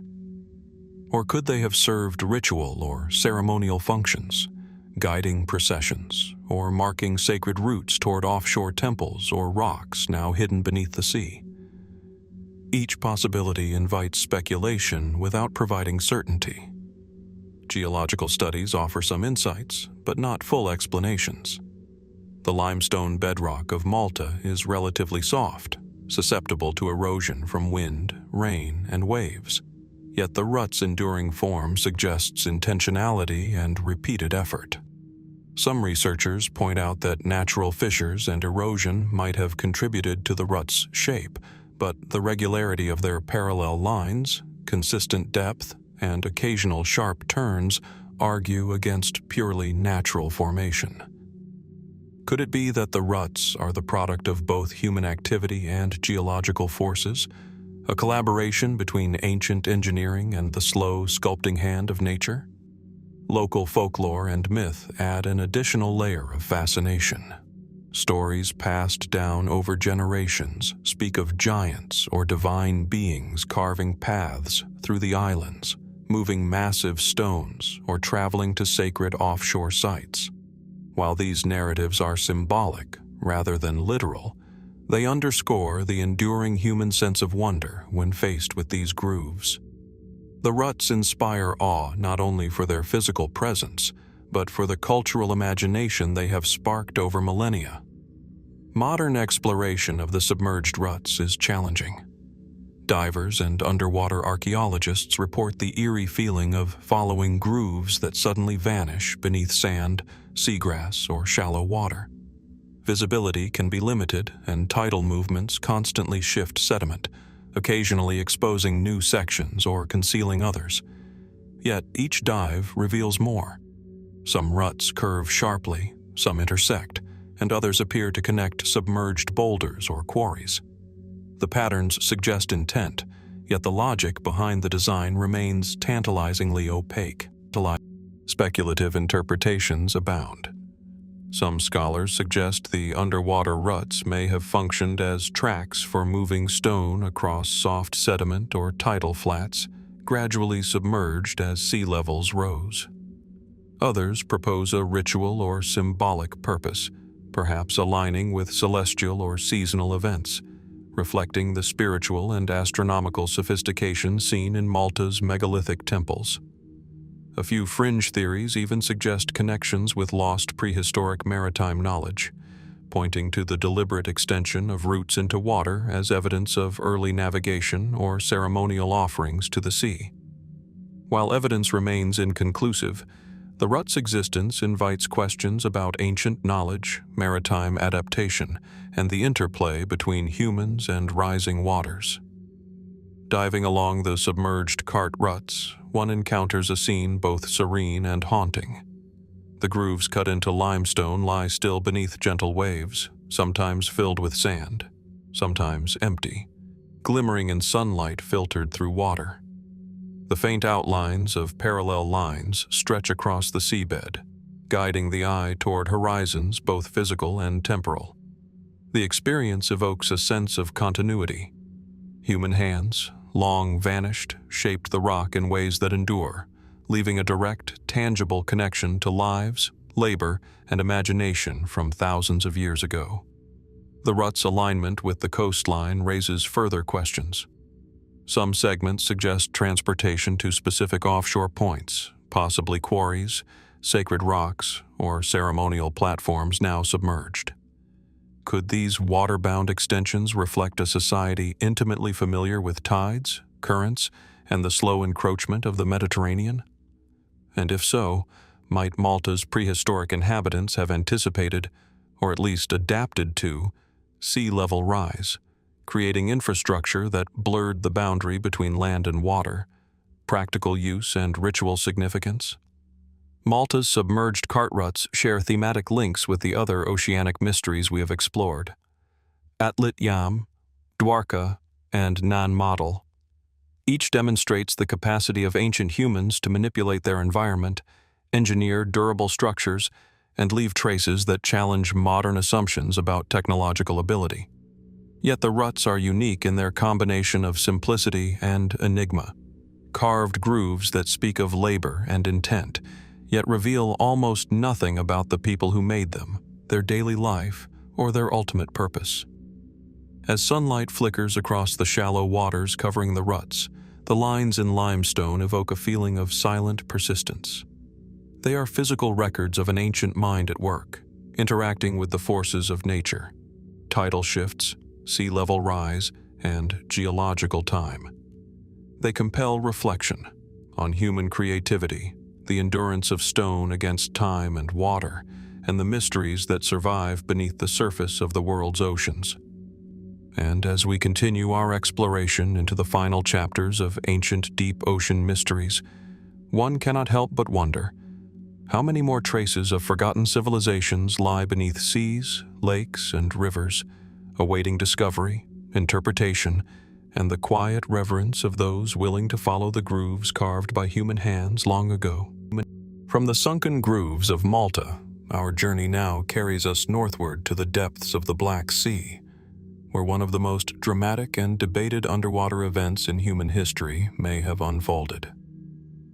The Black Sea Deluge site, resting along the submerged shelf of this vast inland sea, presents a haunting tableau of ancient landscapes now hidden beneath more than 50 meters of water. Here, beneath calm waves that today seem serene and timeless, evidence suggests a catastrophic flood may have transformed the coastline, reshaping human habitation, culture, and memory. The site itself is startling in its implications. Using sonar imaging, seismic surveys, and core sampling, researchers have mapped submerged river valleys, ancient shorelines, and sediment layers that appear to mark a sudden and dramatic influx of seawater. These underwater landscapes suggest that what is now the Black Sea was once a much smaller freshwater lake, surrounded by fertile land and dotted with settlements. The sudden rise in water levels, possibly triggered by the breaching of the Bosporus sill around 5,600 to 5,500 BC, may have inundated tens of thousands of square kilometers, submerging villages, farmlands, and river valleys almost overnight. Sediment cores reveal a clear transition from freshwater to saltwater deposits, accompanied by remnants of vegetation, pollen, and ancient soils. These layers provide a silent but powerful testimony to the transformation of the environment. For researchers, this evidence suggests not a gradual rise, but a rapid deluge, one that would have dramatically altered the lives of the people living along the lake's shores. How did these communities respond to such a sudden catastrophe? Did they flee inland, or were entire settlements lost beneath the waves, leaving no trace but the underwater topography now studied by modern science? Archaeological interest in the site is heightened by the tantalizing possibility of preserved human artifacts beneath the sediment. While the depths make exploration difficult, sonar scans and preliminary dives have revealed anomalies consistent with submerged structures, including linear formations that may mark ancient walls, dwellings, or agricultural boundaries. If confirmed, these remnants could provide direct insight into the societies that once thrived on the Black Sea's periphery, hinting at their architecture, economy, and social organization. Yet the depths conceal as much as they reveal, leaving the imagination to fill the gaps with questions rather than answers. The event's timing places it at a critical juncture in human history. Around 5,600 to 5,500 BC, agriculture and village life were expanding across Europe and Anatolia. A sudden inundation of the Black Sea would have displaced populations, destroyed farmland, and forced migrations that may have ripple effects across the continent. Some researchers suggest that memories of this deluge could have inspired ancient flood myths, later reflected in stories such as those of Noah, Deucalion, or other cultures' catastrophic floods. Could this dramatic event, preserved in sediment and submerged topography, have shaped human memory and oral tradition for millennia? Geology provides further evidence for the scale and suddenness of the deluge. Studies indicate that the Black Sea's water level may have risen by as much as 50 to 60 meters in a relatively short period, inundating vast tracts of fertile land. The freshwater lake, previously fed by rivers from the north and west, would have been overwhelmed as Mediterranean waters breached the Bosporus, accelerating the flood. The hydraulic energy of such an event, waves, currents, and surging waters, would have reshaped coastlines, scoured soils, and carried sediment inland, permanently altering the landscape. Speculative theories abound alongside the scientific evidence. Some propose that the flood was part of a broader pattern of post-glacial sea level rise, while others suggest a sudden cataclysm amplified by tectonic activity or regional earthquakes. Certain fringe theories even link the deluge to lost civilizations, imagining entire cultures swallowed by the rising Black Sea. While these ideas remain unproven, they underscore the profound human fascination with submerged landscapes and the dramatic impact of water on history. Exploring the site today, divers and researchers describe a sense of suspended time. The contours of riverbeds, terraces, and shallow valleys lie quiet beneath the surface, illuminated by the filtered light of deep waters. The shapes hint at past life and settlement, yet reveal nothing of the people who once worked, lived, and thrived along these shores. In these silent depths, there is both evidence and enigma, the remnants of human activity preserved yet hidden beneath layers of sediment, waiting for careful observation and interpretation. The Black Sea Deluge site also invites reflection on human resilience and adaptation. Populations that survived the rising waters would have faced immense challenges: relocation, adaptation to new environments, and the reconstruction of social and economic networks. Could some of these displaced communities have migrated westward, influencing the spread of agriculture, technology, or cultural practices across the Balkans and Anatolia?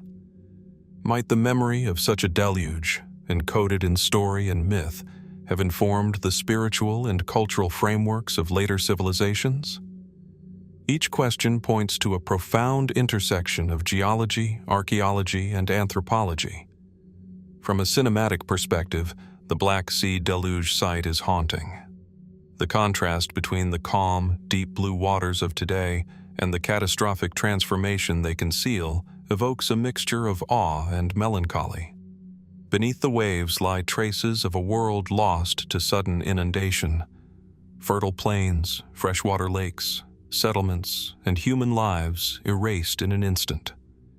It is a reminder that the seas have long been both preservers and destroyers of human history, capable of swallowing civilizations while holding their memory in stone, sediment, and silence. The submerged landscape also provides a unique opportunity to study the interplay between natural events and human experience.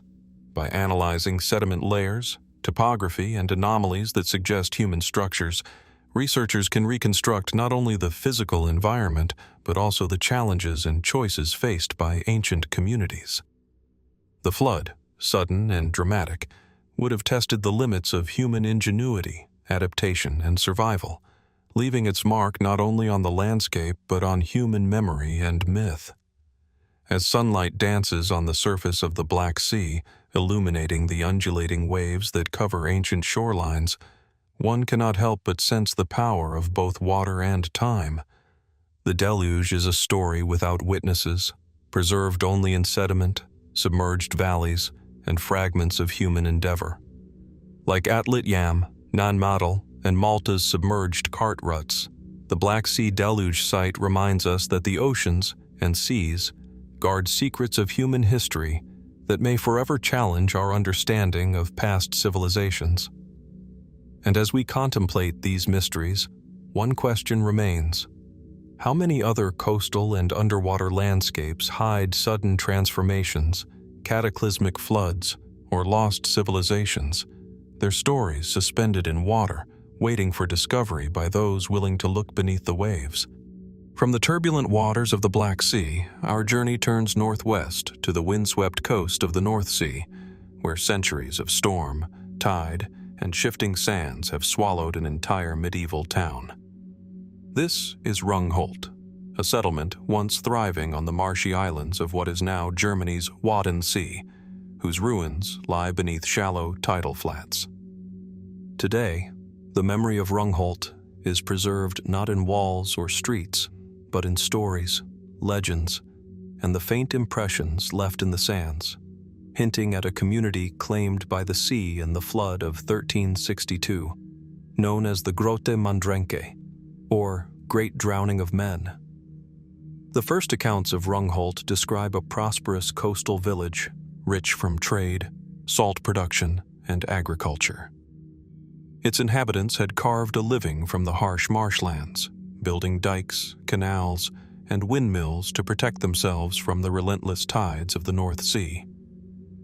Contemporary chronicles speak of the town's wealth and the ingenuity of its people, but they also warn of hubris, a town so confident in its defenses that it may have underestimated the power of nature. Archaeological evidence and sediment analysis now confirm that Rungholt was indeed a complex settlement, carefully engineered to thrive in a precarious environment, yet utterly vulnerable to catastrophic flood events. In January 1362, a massive storm surge struck the North Sea coast, pushing seawater over dikes and levees, sweeping through the low-lying islands with terrifying force.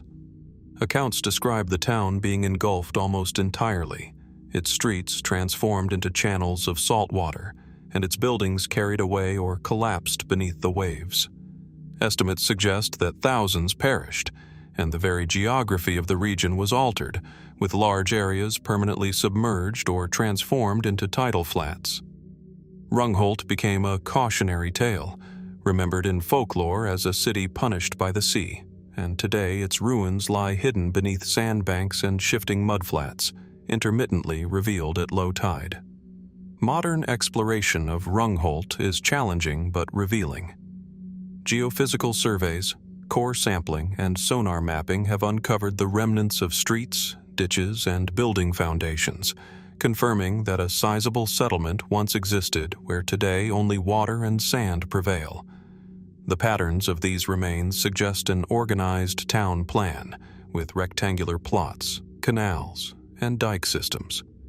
The ruins indicate a community that had achieved remarkable engineering feats, constructing defenses against the constant threat of tidal flooding, yet ultimately unable to withstand the combination of storm surge and high tides. How did they design and maintain these dikes? How long had they lived in delicate harmony with the sea before disaster struck? Rungholt's story resonates with those of other submerged sites we have explored. Like the Black Sea Deluge, the flooding was sudden and transformative, permanently erasing human habitation. Yet in Rungholt, the scale is smaller, more intimate. Here we see not just a lost civilization, but the lives of families, traders, and farmers, their homes swept away by water. The archaeological traces, fragments of pottery, traces of wooden structures, and embedded dike remnants offer clues to daily life, yet leave vast gaps in our understanding. How did the community function socially and economically? Were there religious or ceremonial spaces within the town? And if so, how were they affected by the flood? Speculation and mystery surround the precise nature of Rungholt's destruction. Some researchers argue that the flood was unusually severe, amplified by a combination of storm surge, wind, and high tides. Others propose that human mismanagement of the dikes, combined with rising sea levels, may have worsened the catastrophe. Legends imbue the flood with moral and symbolic dimensions, portraying Rungholt as a city punished for pride or greed. While these narratives are metaphorical, they underscore the town's impression on the cultural memory of the region and the enduring power of the sea in shaping human experience. Diving or surveying the remains today, one encounters a surreal landscape. Low mounds of sediment mark building foundations, channels hint at former streets, and occasional remnants of timber or stone emerge from the mud at low tide. The Wadden Sea, a dynamic environment of tidal flats and shifting sands, both preserves and conceals the past. In this ephemeral world, structures that once stood solidly are now fragmented and reshaped by water and time. Observers are struck by the tension between human ambition and nature's overwhelming power, a theme resonant across the submerged sites we have explored, from Atlit-Yam to Nan Madol to the Black Sea. Rungholt's engineering achievements are particularly remarkable given the technological limitations of the 14th century. The dike systems, canals, and water management strategies suggest a sophisticated understanding of hydrology, tidal patterns, and coastal geomorphology. Yet these very structures, designed to protect, could not prevent inundation when the storm surge exceeded all historical precedent. The town's sudden disappearance highlights both the ingenuity and the vulnerability of humans attempting to inhabit marginal, flood-prone landscapes. How many lessons about resilience, adaptation, and foresight lie buried beneath the mudflats, waiting for archaeologists to interpret them? The cultural resonance of Rungholt endures.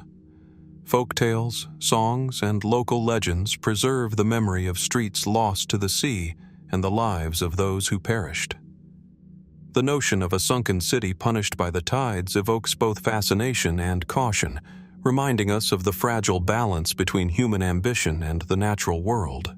In these stories, as in the archaeological evidence, there is a sense of awe for the forces that govern coastal life, forces as ancient as human settlement itself. Rungholt, like the Black Sea Deluge and other submerged sites, challenges modern assumptions about permanence and the durability of human structures.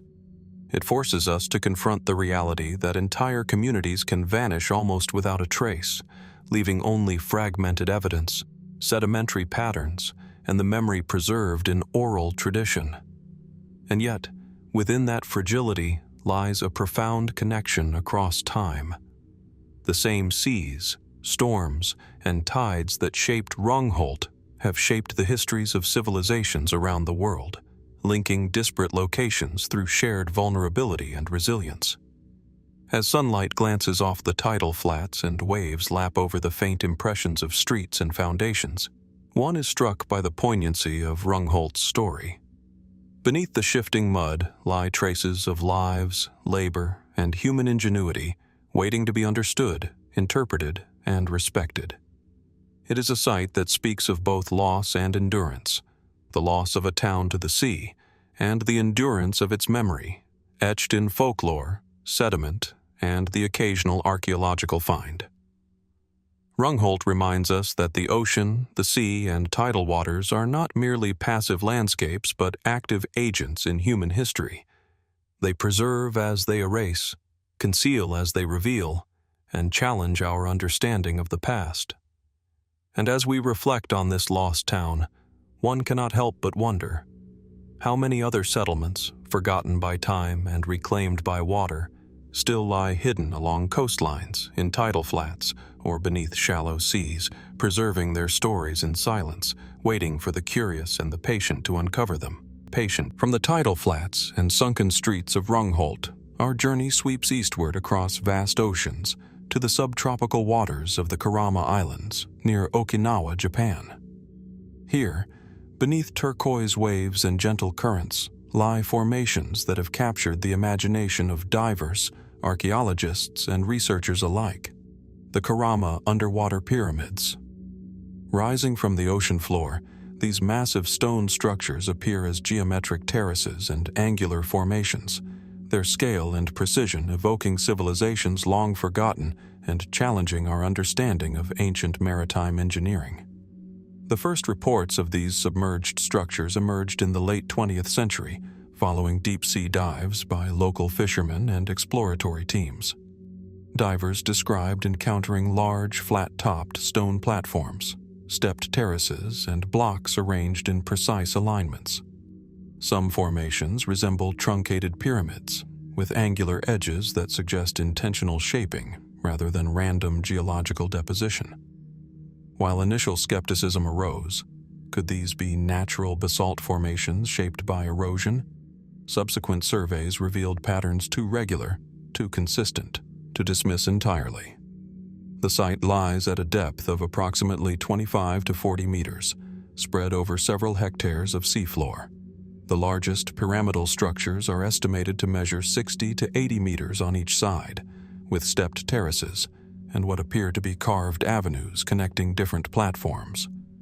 The stones themselves are primarily limestone, heavily weathered, yet retaining angular features that hint at deliberate placement or shaping.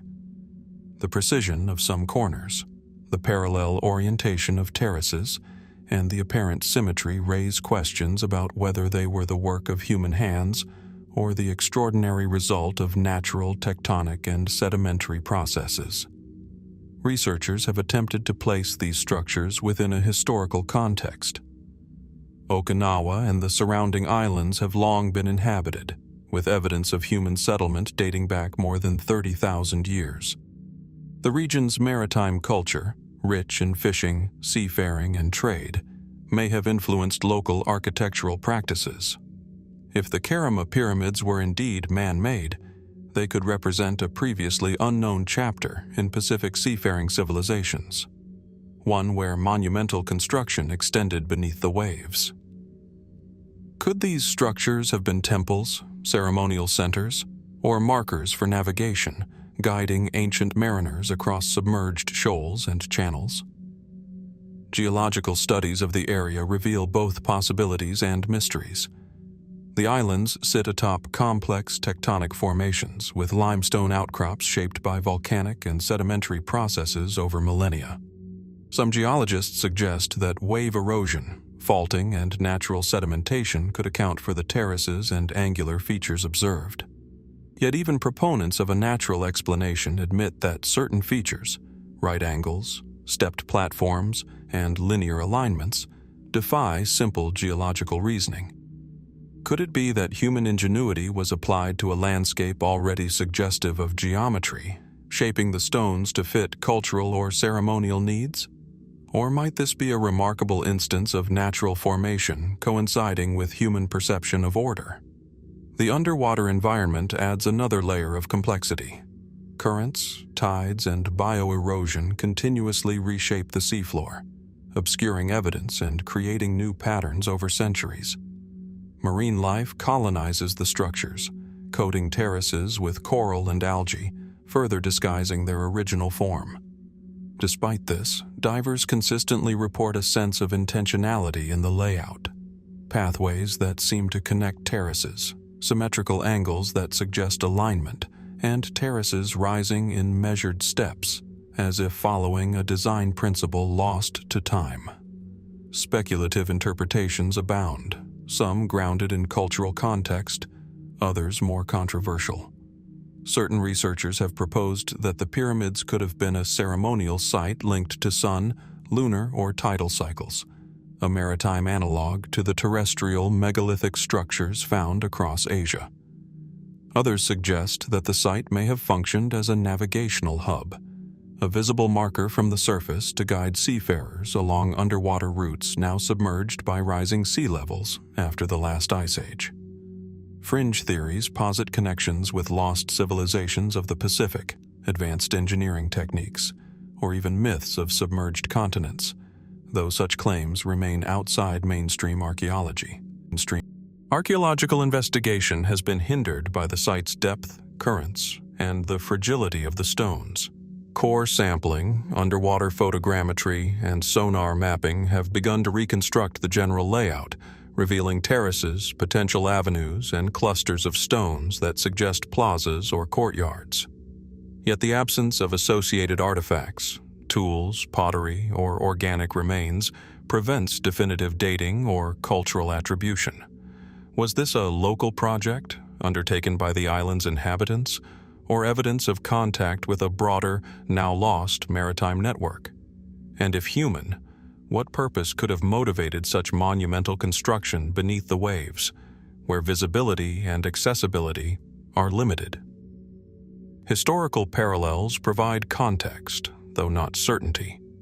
Across the Pacific and beyond, humans have engaged in monumental construction, stepped pyramids, terraced platforms, and megalithic temples, often with symbolic, religious, or social significance.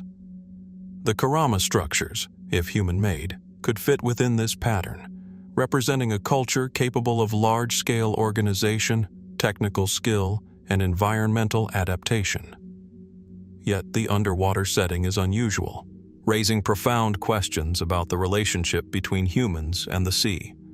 Was the site submerged gradually over millennia, or deliberately built on low-lying terrain that later succumbed to rising waters?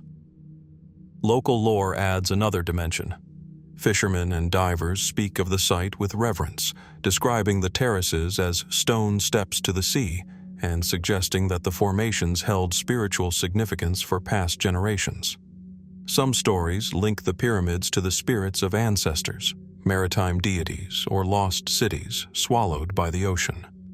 While such narratives are metaphorical, they highlight the deep cultural resonance of underwater landscapes, echoing the awe and mystery that marks submerged sites across the world.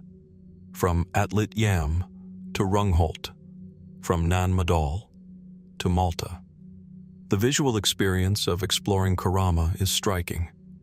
Divers describe the terraces rising from the seafloor, forming shadowed corridors and angular shapes beneath shimmering turquoise water. Sunlight refracts through the surface, illuminating the edges of steps and casting patterns across the limestone. Schools of fish weave through terraces, and coral slowly colonizes stone walls, creating a living tableau that blends natural and man-made forms. In this quiet, otherworldly environment, the boundaries between human history and geological process seem to blur, inviting both awe and contemplation. The mystery of the Kerama underwater pyramids remains unresolved.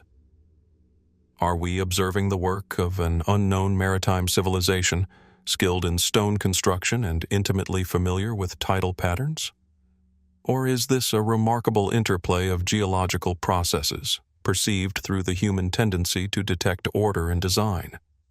Perhaps the truth lies somewhere in between, a combination of natural formation and human modification, echoing the subtle dialogue between environment and culture evident in all ancient coastal sites. What is certain is that the site invites reflection on human ambition, resilience, and the enduring power of the ocean. Like Rungholt, the Black Sea Deluge, and Nan Madol, Kerama reminds us that water preserves as much as it conceals. Beneath the surface lie traces of effort, imagination, and perhaps ritual, waiting for patient study to reveal their secrets. The terraces, avenues, and platforms speak not in words but in presence, an invitation to witness, wonder, and question. As we ascend from the depths of Kerama, the pyramids receding into the blue, one cannot help but consider the broader implications. How many submerged landscapes, structures, or civilizations remain hidden beneath oceans, seas, and lagoons worldwide? How much of human history lies unrecorded, preserved only in stone, sediment, and silence? And how will future generations interpret the traces we leave behind, suspended between water, memory, and the inexorable passage of time? The Kerama underwater pyramids, enigmatic and awe-inspiring, remind us that the ocean is both a keeper and a revealer of history. It challenges assumptions, inspires exploration, and demands humility. And as we continue to navigate the final chapters of our journey through ancient, deep ocean mysteries, we are left with the same question that has accompanied every submerged site we have explored.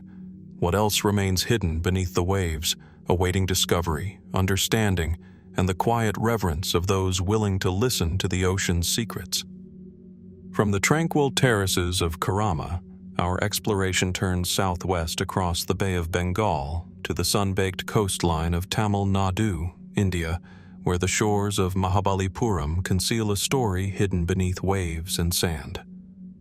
Here, along the ancient shores once frequented by seafaring traders and pilgrims, lie the enigmatic remnants of a submerged temple complex, partially revealed at low tide and hinted at in local legend.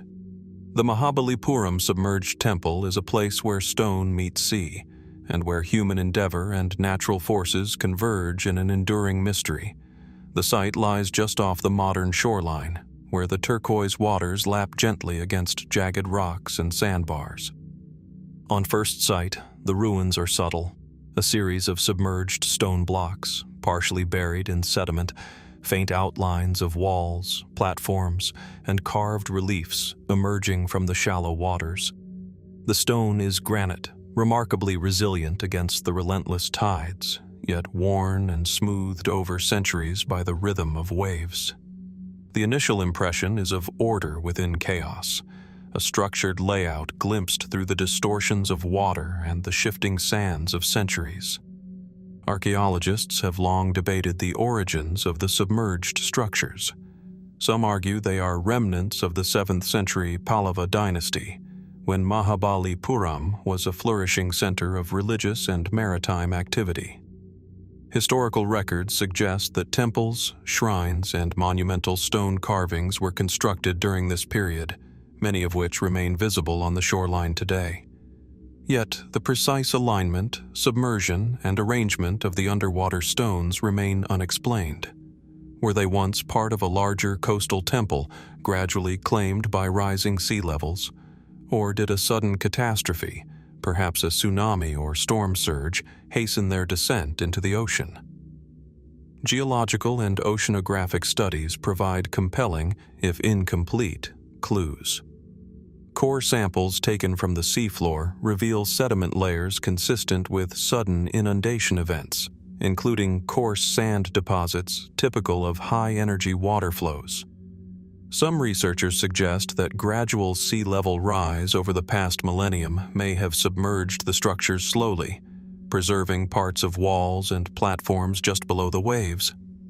The combination of tectonic activity, cyclones, and monsoon-driven currents in the Bay of Bengal adds complexity, raising questions about the interplay of natural forces and human construction. The temple ruins themselves hint at sophisticated planning and craftsmanship. Carved stones, some showing reliefs of deities, animals, or ritual motifs, suggest deliberate design and ceremonial purpose. Certain large stone blocks appear to have been part of structural walls or platforms, now scattered or partially buried. The geometry of the site is intriguing. Terraces, aligned platforms, and possible avenues indicate that this was not a random assemblage of stones, but a carefully conceived sacred space. Could this have been a center for maritime worship, guiding sailors and pilgrims alike? Or perhaps a ritual complex attuned to celestial or tidal cycles, whose function is now lost beneath the waves? Local lore adds a layer of mystery. Fishermen and villagers have long spoken of temples that disappear with the tide, and of strange formations glimpsed beneath the water during low tides. Stories recount the temples being swallowed by the sea as a result of divine intervention or human misdeeds, echoing the familiar theme of coastal cities and sacred sites lost to water. While metaphorical, these accounts suggest a cultural memory of sudden submersion, preserving awareness of ancient structures long before modern archaeology could locate them. Scientific surveys have confirmed some of these accounts. Sonar imaging and underwater photogrammetry reveal linear alignments, rectilinear formations, and clusters of stone blocks consistent with human construction. The largest platform measures tens of meters across, with evidence of steps or terraces that may have once led to a temple hall or courtyard. Some blocks bear carvings, though time and water have softened the details, requiring careful digital reconstruction to reveal potential iconography. Despite the evidence, no definitive artifacts, ceramics, tools, or inscriptions have been recovered from the submerged site, leaving dating and cultural attribution tentative. Speculative interpretations abound, as they do with other submerged sites. Some suggest the Mahabalipuram ruins may represent a previously unknown coastal extension of the Pallava temple complex, deliberately built close to the water for ritual or trade purposes. Others propose a connection with regional tsunami events, possibly dating back centuries, which may have inundated entire temple districts. Fringe theories extend further, proposing lost civilizations, maritime sanctuaries, or ancient engineering knowledge now partially erased by the sea. Yet these remain conjecture.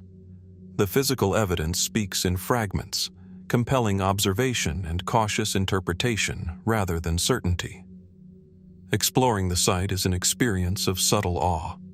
Divers report the eerie calm of submerged terraces, where filtered sunlight flickers across smooth granite surfaces, illuminating edges and contours formed by both human hands and the relentless sculpting of water. Fish and marine vegetation colonize the stones, creating a living tableau that blends natural and human history. The sense of age, endurance, and impermanence is palpable. Here are traces of devotion, labor, and artistry, suspended in time, yet claimed inexorably by the ocean. The site also raises broader questions about human adaptation to coastal environments. Mahabalipuram has been a hub of trade, culture, and spiritual life for millennia, yet the submersion of temples reminds us that even the most enduring structures are vulnerable to nature's forces. How did coastal societies respond to rising waters or catastrophic events? Did the submerged temples represent a once thriving hub for pilgrims and traders, whose loss reshaped local society and maritime activity? And what lessons might these sites hold for understanding human resilience in the face of environmental change? Viewed in the context of other underwater mysteries, Atlit-Yam, Nan Madol, Malta, the Black Sea, Rungholt, and Kerama, the Mahabalipuram submerged temple reinforces a recurring theme. Water preserves history even as it conceals it. Stone walls, terraces and carved blocks survive beneath currents and tides, offering glimpses of civilizations that adapted to, revered, or were overwhelmed by the sea. Each site challenges modern assumptions about technological ability, human ambition, and the impermanence of coastal settlements. And like these other sites, Mahabalipuram invites reflection on the intersection of environment, culture, and memory. The visual experience of the submerged temple is hauntingly beautiful. Light fractures through waves, tracing patterns across terraces and walls, highlighting both the precision of construction and the erosion wrought by centuries beneath the sea. The water seems to hold time itself, preserving and obscuring, allowing glimpses of a human past that once thrived on the very edge of the ocean. In this liminal space, between land and sea, memory and observation, the mind is drawn to the questions that have no answers, and to the silent stories waiting in stone. The mystery of Mahabalipuram remains unresolved. Was this a deliberately constructed sacred complex, gradually claimed by rising waters, or the remnants of a sudden flood event? Were the terraces designed to honor deities, guide sailors, or mark a ritual calendar? Or is the site a remarkable confluence of natural rock formations interpreted through human perception, enhanced by cultural memory and local storytelling? The evidence is tantalizing, suggestive, yet incomplete, demanding curiosity, patience, and reverence. As sunlight glances across the shallow waters of Mahabalipuram, illuminating submerged terraces and granite blocks, one cannot help but feel a connection across time. The hands that carved the stones, the minds that conceived their arrangement, and the faith that inspired their creation have all left a quiet trace beneath the waves. Like the other mysteries we have explored, the distant terraces of Nan Madol, the sunken streets of Rungholt, the geometric alignments of Kerama, the Mahabalipuram submerged temple reminds us that the oceans are keepers of history, preserving the work, devotion, and imagination of humans who lived long before modern memory. And as we leave the temple beneath the waves, questions remain. How many other sacred sites, towns, or ceremonial complexes are hidden beneath the oceans, awaiting discovery? How much of human ingenuity and culture has been preserved silently beneath the tide, waiting for patient eyes to see, for careful hands to explore, and for the human imagination to connect the fragments? The waters around Mahabalipuram hold these answers in their depths, inviting wonder, reflection, and a profound sense of humility in the face of both history and the sea. From the sun-dappled waters of Mahabalipuram, our journey arcs across oceans to the crystalline seas of the Caribbean, where off the coast of Cuba, a series of underwater formations have captured the imagination of divers, scientists, and enthusiasts alike.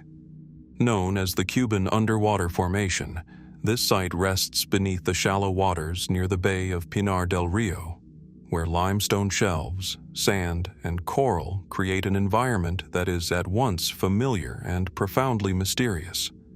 Here, vast terraces, rectilinear blocks, and angular alignments rise from the sea floor, hinting at a hidden chapter of human or natural history waiting to be explored.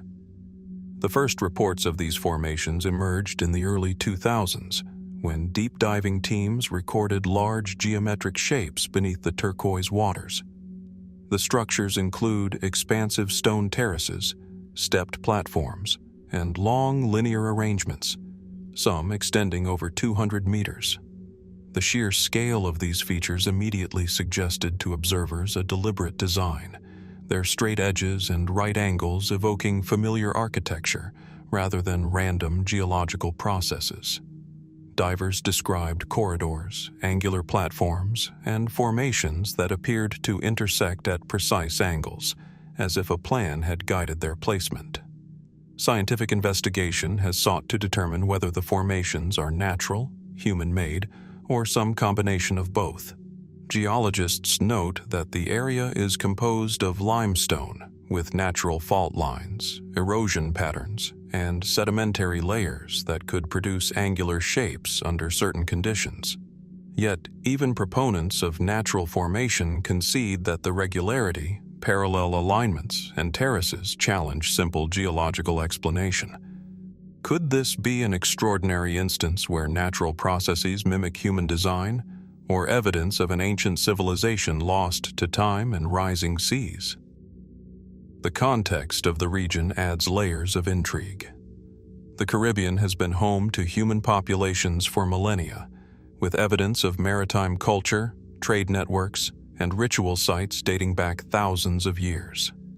Rising sea levels at the end of the last ice age reshaped coastlines, potentially submerging settlements that had once existed along what are now shallow shelves and reefs. If the Cuban formations are human-made, they may represent a cultural memory preserved beneath the waves. A city, ceremonial complex, or navigational site now hidden by the ocean's inexorable advance. Remote sensing and sonar imaging have been instrumental in mapping the formations. The terraces and platforms appear as precise geometric features when viewed from above, their long lines and right angles standing in stark contrast to the surrounding natural seafloor. Some areas suggest platforms that could have supported structures, roads, or other human activities, while others resemble plazas or open ceremonial spaces. Core sampling has revealed sediment layers consistent with sudden inundation events, yet no definitive artifacts, tools, pottery, or organic remains have been recovered. The absence of direct cultural evidence leaves the interpretation tantalizingly open, prompting a careful balance between skepticism and wonder. Speculative theories abound, ranging from the plausible to the extraordinary. Some researchers propose that the formations are the remnants of an ancient city, predating known Caribbean civilizations, submerged gradually by rising sea levels after the Ice Age. Others suggest ceremonial or astronomical purposes, aligning terraces and platforms with the sun, moon, or tidal patterns. Fringe interpretations invoke lost civilizations, cataclysmic floods, or advanced prehistoric engineering, though these remain outside mainstream archaeology. Yet across these theories, a common thread emerges. The formations challenge our assumptions about human interaction with coastal and underwater environments. Diving the site is an immersive experience. The water is clear, revealing terraces that stretch into the blue, occasionally interrupted by coral growths, sand ripples, or the shadows of fish weaving through the structure. The formation's angular edges and aligned platforms evoke a sense of design, while the currents, sediment, and marine life obscure as much as they reveal.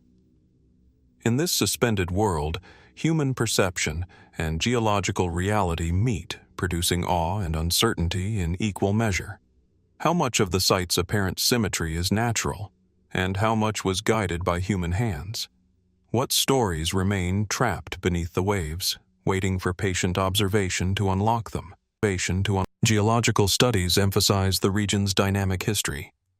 The Caribbean has experienced tectonic shifts, hurricane-driven storm surges, and fluctuating sea levels, all capable of reshaping limestone shelves and creating unusual formations.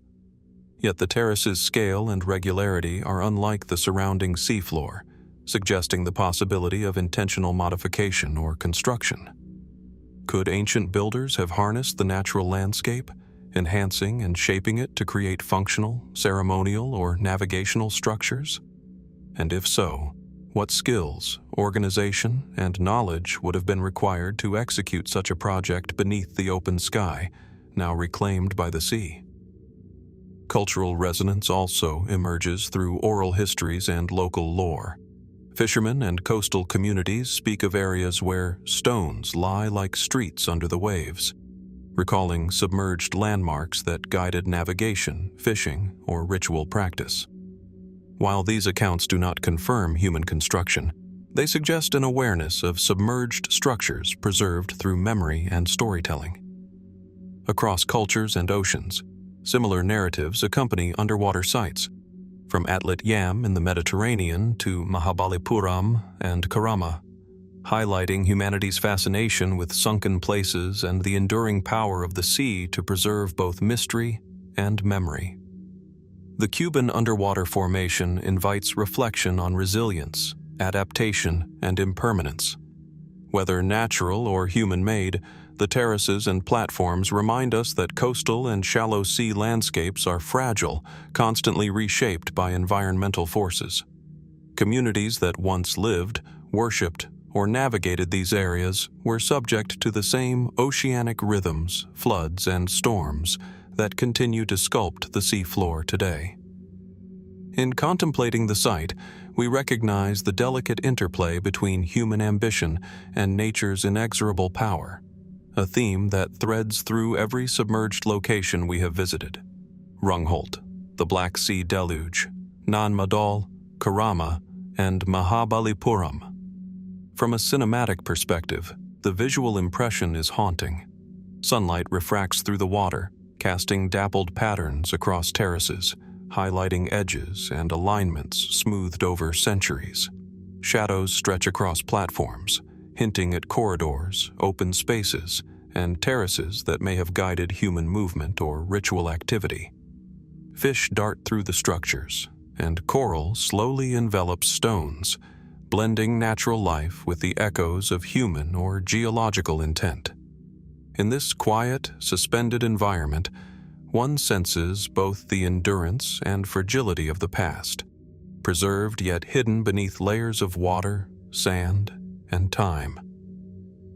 The mystery remains unresolved. Are the terraces and platforms natural geological phenomena, remarkable in their regularity and scale? Or are they the remains of an ancient civilization, lost to rising seas, whose structures were carefully designed for ritual, navigation, or habitation? Could they represent an intersection of natural formation and human modification, a dialogue between the environment and culture that we can only glimpse through the lens of modern exploration? The evidence is suggestive yet incomplete, compelling curiosity, patience, and respect for the sea's role as both preserver and concealer. As we ascend from the Cuban underwater formation, the terraces receding into the turquoise depths, one is left with the same sense of awe and wonder that marks every submerged site we have explored. The oceans preserve fragments of human history, echoing lives, labor, and imagination long after civilizations have vanished. And like Atlit-Yam, Nan Madol, Malta, the Black Sea, Rungholt, Kerama, and Mahabalipuram, Cuba's underwater terraces remind us that beneath the waves lie stories waiting for discovery, fragments of the past waiting to be understood, interpreted, and honored. In contemplating the Cuban site, one question emerges, persistent and profound. How many other coastal settlements, ceremonial sites, or engineered landscapes lie hidden beneath the world's oceans, lost to rising seas, sediment, and time? How much of human history remains suspended beneath waves, preserving its secrets in stone, sand, and silence? And how will we, as explorers, historians, and observers, approach these mysteries with humility, curiosity, and the patience to let the ocean reveal its stories, one wave at a time? From the sunlit turquoise waters of the Caribbean, our exploration now carries us across continents and oceans to the misted mountains and placid reservoirs of eastern China, where beneath the waters of Qiandao Lake lies a city frozen in time, Shicheng, the legendary Lion City. Submerged for decades, yet astonishingly well preserved, Shicheng presents a glimpse into the intersection of human ambition, engineering, and the inexorable power of water. A city that once thrived on the banks of the Huangpu River, now lying in silent reverence beneath the waves. The first view of Shicheng is surreal. Rooftops, arches, staircases, and stone carvings, all submerged beneath 26 meters of water, yet remarkably intact. Divers describe streets that stretch like corridors through the lake, lined with temples, administrative halls, and intricate stonework that speaks of human skill, artistry, and civic planning. The granite and stone facades are covered with algae and sediment, yet the precision of carved columns, the symmetry of doorways, and the steps leading from one terrace to another retain the clarity of design. For those who witness it firsthand, it is a city suspended in time, neither fully past nor fully present, preserved by water and obscured by distance. Shicheng's origins date back to the Eastern Jin dynasty, AD 221 to 420, a period of regional consolidation and development in China. Historical records indicate that it served as a thriving center for commerce, administration, and cultural life, its streets bustling with traders, scholars, and officials. Yet in 1959, the construction of the Shinan River hydroelectric dam necessitated the creation of Qiandao Lake, and Shicheng, along with several neighboring villages, was deliberately flooded. In this act of modernization, an entire city was placed beneath the waves, its architecture and urban planning preserved in cold, silent water. The city is a marvel of ancient Chinese engineering and civic design. Streets are laid out with intention, forming a grid-like pattern that allows for ease of navigation, while temples and administrative buildings occupy central positions, reflecting both spiritual and civic hierarchy. Stone carvings of lions, dragons, and symbolic motifs adorn walls and doorways, marking thresholds and entryways with artistry that endures beneath water. Archways, ceremonial gates, and staircases create a sense of ceremony, guiding visitors along pathways that were once traversed by citizens centuries ago. The water preserves the proportions, the details, and even the sense of order, creating a tableau that is at once archaeological and cinematic. Submersion has played a critical role in Shicheng's preservation. The lake's cold, low-oxygen environment slowed the decay of organic materials, preventing the kind of deterioration that would typically occur on land. Wooden beams, tiles, and carved stonework have survived remarkably well, as if the city were sealed beneath a protective layer of history. Divers moving through the streets often report an eerie stillness, a sense that time has paused, allowing the city to speak through its architecture rather than through written records alone. Yet beneath this clarity lies mystery. How complete was the city before flooding? How much of its civic, religious, and residential life can we reconstruct from submerged remains? While much of Shicheng is preserved, sediment shifts, algae growth, and limited visibility obscure details, leaving gaps in our understanding. The human story, the lives of traders, priests, administrators, and families, is largely silent, preserved only in architecture, submerged streets, and faint carvings. What were the rhythms of daily life here? How did residents interact with temples, markets, and civic halls?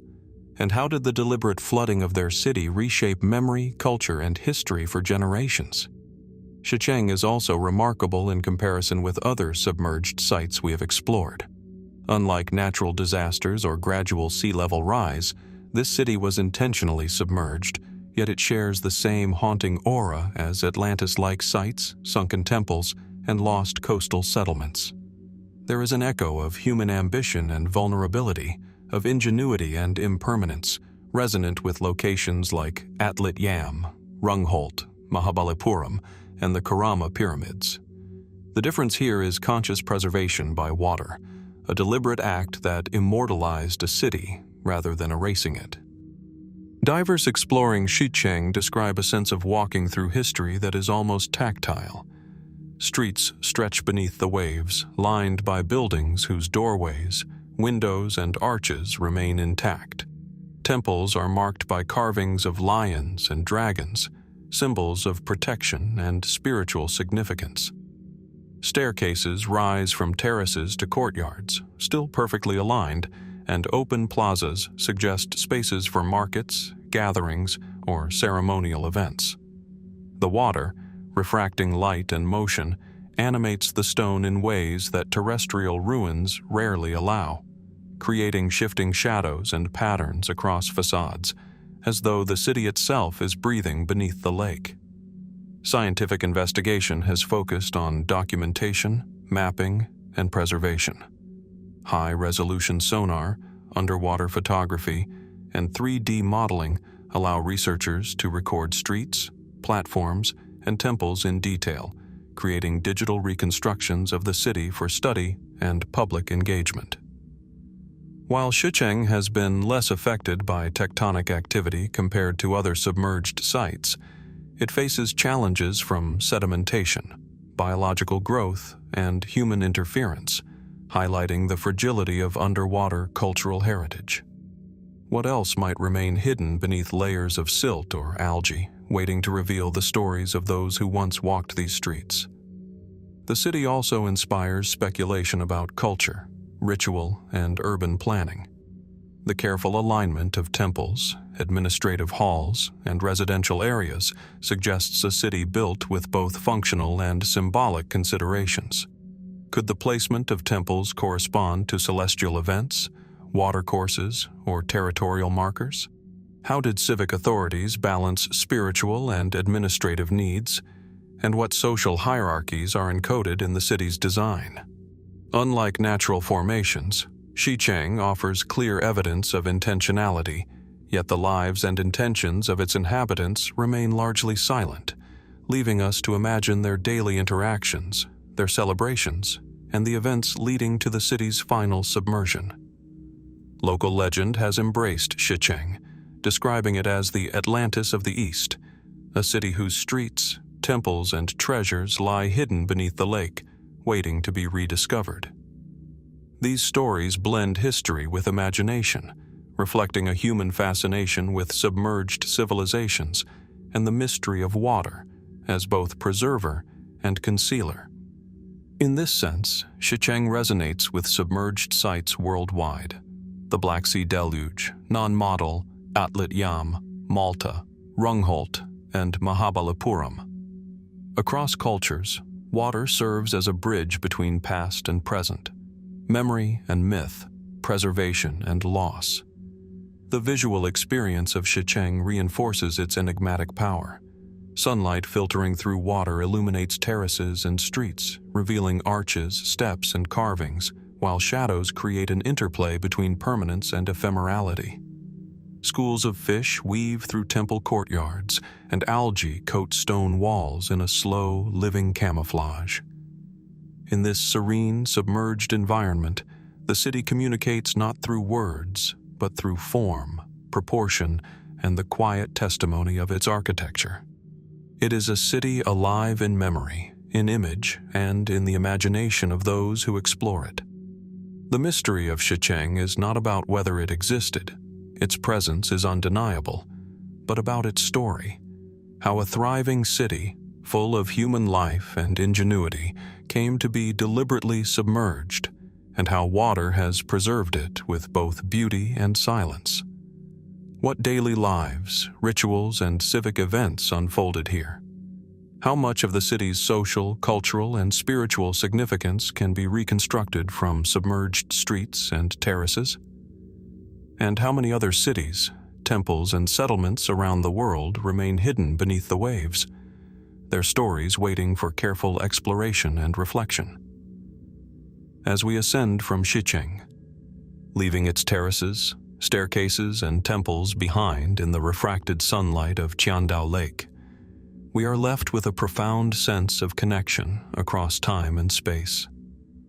Like other submerged sites we have explored, from the Caribbean to the Mediterranean, the Pacific, and the Indian Ocean, Shicheng reminds us that water is both guardian and storyteller, preserving human achievement while concealing the secrets of daily life, ritual, and urban complexity.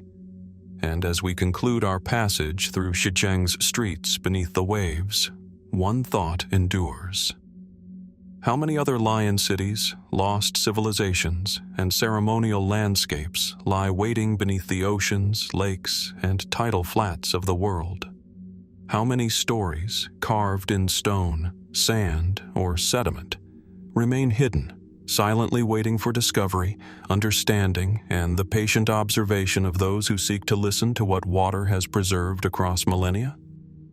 From the misted waters of Qiandao Lake, where Shicheng lies frozen in silent submersion, we now journey across the Aegean Sea to the rocky waters near the Greek island of Antikythera, where one of the most extraordinary underwater discoveries of the 20th century rests quietly on the seafloor: the Antikythera Shipwreck.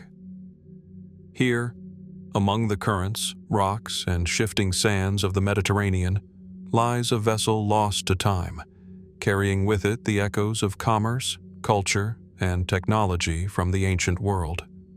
Unlike cities deliberately submerged or natural formations sculpted by geological forces, this shipwreck holds both human tragedy and incredible ingenuity in its silent cargo.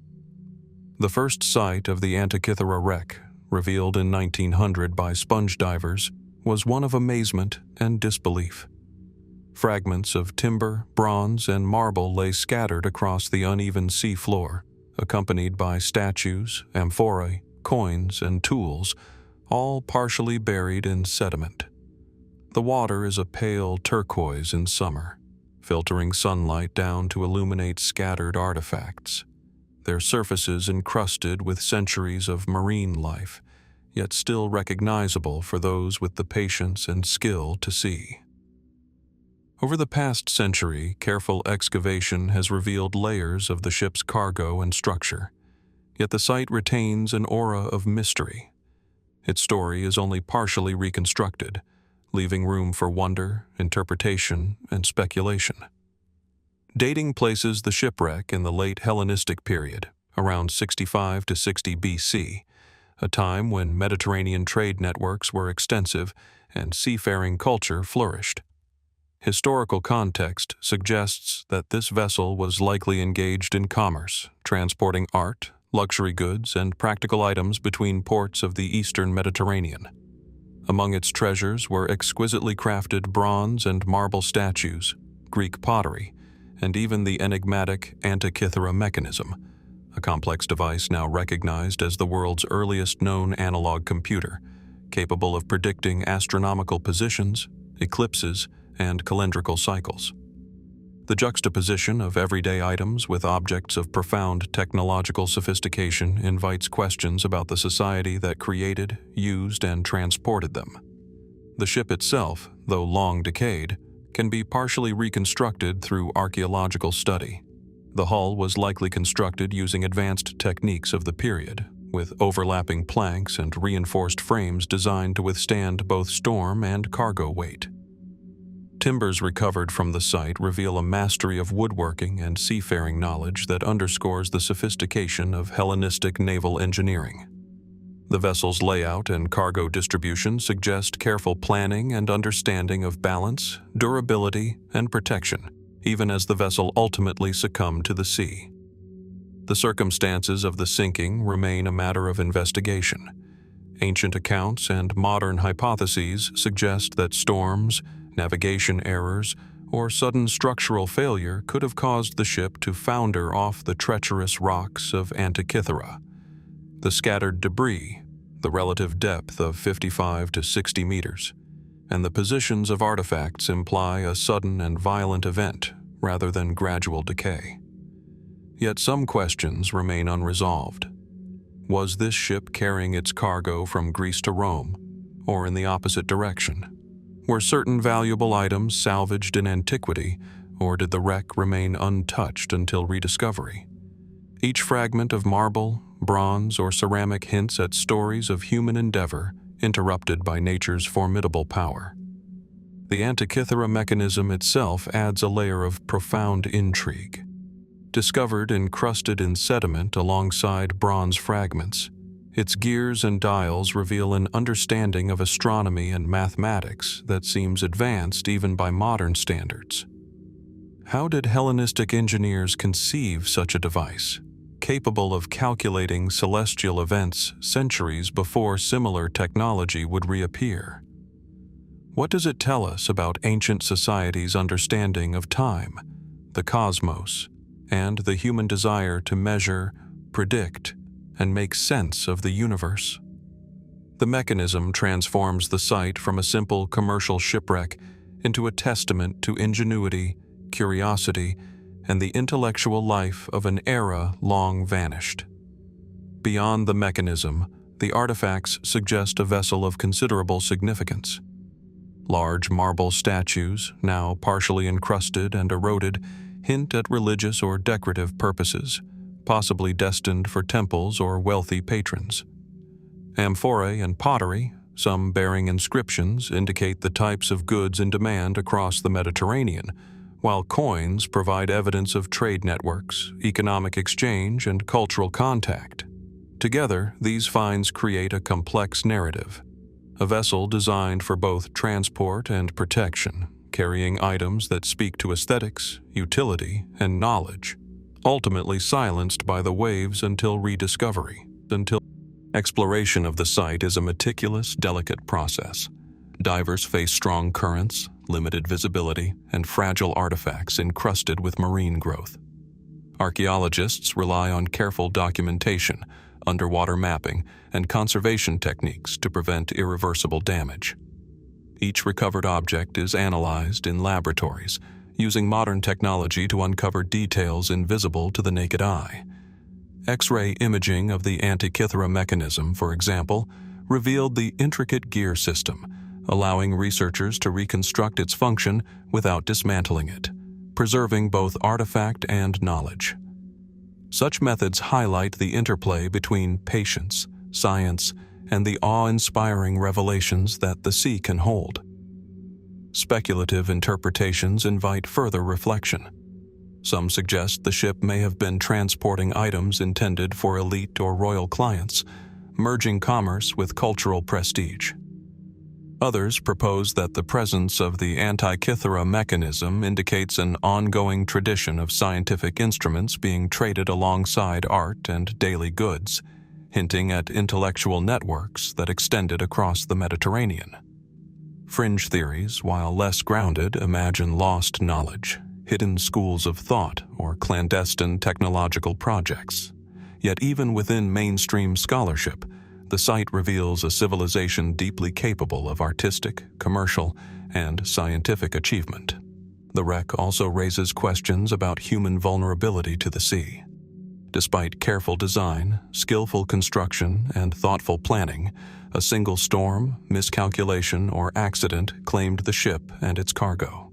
Across centuries, currents, sediment, and biological colonization have both preserved and transformed the wreck, creating a tableau that is partially legible to modern eyes, yet still shrouded in mystery. The Antikythera Shipwreck reminds us that human ingenuity and ambition exist in delicate balance with natural forces, a recurring theme visible in other submerged sites, from Atlit-Yam and Mahabalipuram to Rungholt, Nan Madol, and Shicheng. The aesthetic and cinematic qualities of the site are striking. Sunlight filtering through the water illuminates encrusted statues and amphorae, creating an interplay of light, shadow, and texture. Bronze artifacts glint faintly, while carved marble surfaces bear the subtle impressions of centuries underwater. Sediment clouds, disturbed by divers' movements, drift slowly across the seafloor, revealing glimpses of stone and bronze like fleeting images from the past. It is a world where time seems suspended, where the ordinary and extraordinary coexist in a delicate, underwater tableau. The mystery of the Antikythera Shipwreck extends beyond its physical artifacts. Why was such a vessel carrying a combination of art, practical goods, and sophisticated scientific instruments? What networks of trade, culture, and intellectual exchange connected the ancient Mediterranean, and how much remains undiscovered beneath its waves? And what lessons might we draw about human ambition, adaptation, and the preservation of knowledge in the face of impermanence? The site offers no simple answers, only evidence, questions, and the compelling sense that we are glimpsing history through a window shaped by both human endeavor and the enduring, unpredictable power of the sea. Like the other submerged wonders we have explored, Mahabalipuram, the Cuban formations, Kerama, Nan Madol, Atlit-Yam, and Shicheng, the Antikythera Shipwreck underscores a profound theme. Water preserves history, but also conceals it. Every artifact, terrace, or block tells a story, yet each reveals only a fragment, leaving us to piece together human experience from the echoes left behind. The sea is both guardian and veil, offering insight while demanding patience, curiosity, and respect from those who seek to understand its secrets. As we rise from the Aegean depths, leaving the Antikythera Shipwreck in quiet repose beneath the waves, the mind is drawn to the countless stories yet to be discovered beneath oceans, lakes, and rivers across the world. How many ships, cities, and ceremonial complexes remain hidden, preserving fragments of human ingenuity, artistry, and knowledge? How much do we truly understand of the people who lived, labored, and explored centuries ago, whose lives were suddenly interrupted by the unpredictable power of the sea? And perhaps most hauntingly, how many secrets remain, waiting silently beneath the water, ready to challenge our understanding of history, science, and human potential? From the Aegean depths of the Antikythera Shipwreck, where human ingenuity met the relentless power of the sea, our journey now turns to the western coast of India, along the Gulf of Khambhat, near the legendary city of Dwarka. Here, beneath the shallow waves and shifting sands, lies one of the most compelling underwater mysteries of the Indian subcontinent, the Dwarka Bridge structure. Unlike cities submerged by deliberate dams or ships claimed by sudden storms, this structure hints at a connection, a pathway or crossing whose purpose, scale, and age remain tantalizingly uncertain, bridging history and myth beneath the water's surface. The first impressions of the site are striking. Stretching across a segment of the seabed, parallel to the coastline, lie rows of large stone blocks arranged in a linear pattern, resembling the remnants of an ancient bridge or causeway. Divers and sonar surveys reveal uniform spacing, aligned formations, and platforms that extend over hundreds of meters. Some stones appear shaped or cut, while others are naturally angular yet placed in deliberate sequences. Sunlight filtering through shallow waters highlights their geometry, creating shadows that emphasize the linearity, while gentle currents stir sediment, hinting at the structure's deep antiquity. The scale and precision immediately suggest human involvement, yet the full extent and original function remain elusive. Historical context deepens the intrigue. Dwarka, celebrated in Indian epics and scriptures, is often described as a city of immense wealth and sophistication, a hub of trade and culture. Texts speak of bridges, roads, and infrastructure connecting districts and facilitating maritime commerce. Could these submerged blocks represent remnants of such ancient civil engineering, preserved beneath centuries of tidal shifts and sedimentation? If so, the Dwarka Bridge structure is not merely an architectural artifact. It is a tangible link between myth and reality, between literary memory and archaeological evidence, waiting patiently beneath the waves. Scientific study has focused on sonar mapping, diving expeditions, and sediment analysis. The linear features and stone arrangements suggest intentional placement, yet distinguishing between natural formations and human intervention is challenging. Limestone, sandstone, and other sedimentary blocks are present throughout the area, some broken and scattered by natural currents, others seemingly aligned with purpose. Core sampling has revealed layers consistent with both gradual submergence and episodic flooding, implying that rising sea levels over the millennia may have concealed the original structure. How ancient were these stones placed? Did they form a functional bridge, a ceremonial walkway, or perhaps a protective embankment against tides and storms. The questions are as compelling as the formations themselves. The nature of the structure invites further reflection on ancient engineering. Constructing bridges or causeways in shallow but dynamic coastal waters requires knowledge of tides, sediment, stone weight, and alignment.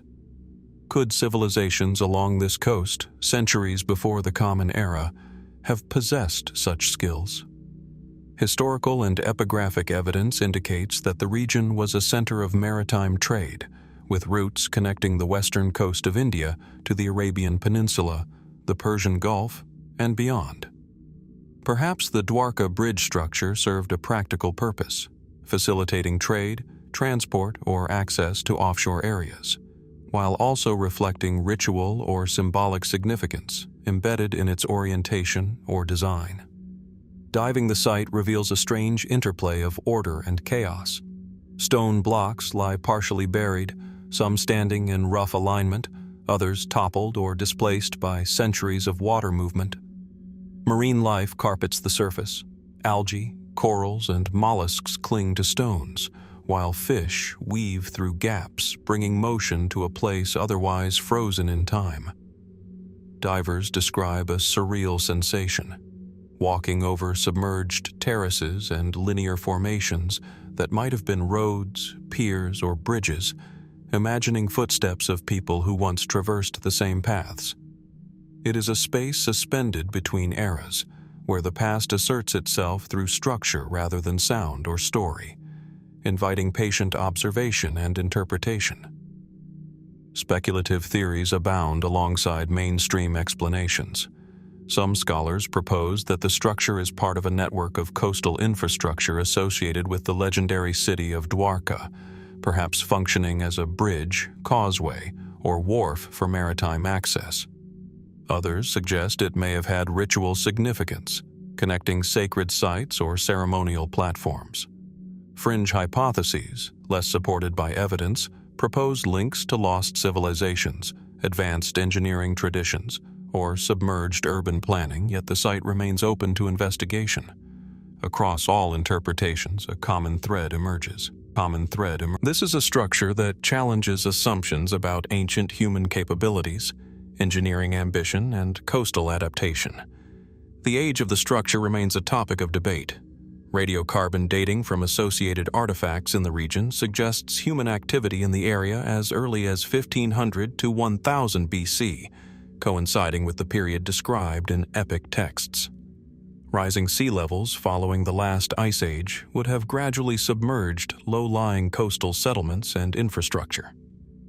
If the Dwarka bridge structure dates to this era, it represents not only a remarkable feat of engineering, but also a silent witness to environmental change, an enduring record of how human settlement, maritime activity, and the encroaching sea intersected thousands of years ago. The visual and cinematic qualities of the site are striking. Sunlight filters through shallow waters, illuminating the linear stone rows while casting elongated shadows across the seabed.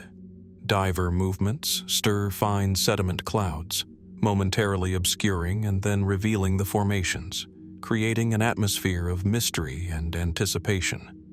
The combination of geometry, scale, and marine life evokes a sense of ancient human presence interacting with the ever-changing ocean.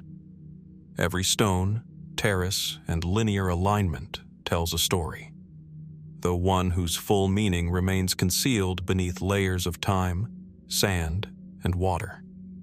Cultural resonance enhances the site's intrigue. Dwarka has been celebrated in mythology and scripture as a city of extraordinary design, wealth, and maritime sophistication. If the submerged bridge structure is indeed part of that ancient urban landscape, it becomes more than an archaeological curiosity. It is a physical manifestation of literary memory, a point where history and legend converge. What else might lie in the vicinity? Temples, piers, settlements, waiting beneath sediment for patient observation and excavation. How did coastal populations adapt to rising waters, and how much of their infrastructure was reclaimed or abandoned? These questions underscore a broader truth. The sea preserves and conceals human ambition with equal measure. The Dwarka Bridge structure also invites reflection on the fragility and endurance of human endeavor. Despite centuries of tidal currents, storms, and sediment deposition, linear arrangements and terraces remain visible, hinting at careful planning and construction. Yet nature has both preserved and transformed the site, smoothing edges, shifting stones, and altering alignments.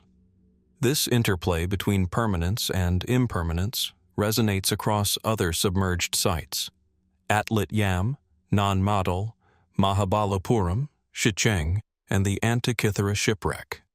In each case, water acts as both guardian and sculptor, preserving what it can while erasing the rest, leaving fragments for observation, study, and reflection. Scientific efforts continue to map, document, and analyze the site. High-resolution sonar, 3D modeling, and diving expeditions aim to reconstruct the original alignment of blocks, identify functional relationships, and understand how rising sea levels influence design and usage. Archaeologists study surrounding sediment layers for evidence of occupation, trade, and material culture. Yet, despite these tools, the structure retains an aura of mystery. Each observation raises new questions about purpose, construction, and human experience. How much of ancient Dwarka's infrastructure remains submerged, and what stories of commerce, ritual, and daily life are locked beneath these stones? As we leave the waters of the Gulf of Khambhat, the Dwarka Bridge structure recedes beneath the waves, a silent testament to human skill, adaptation, and interaction with the sea. It reminds us that coastal civilizations were dynamic, inventive, and aware of environmental challenges.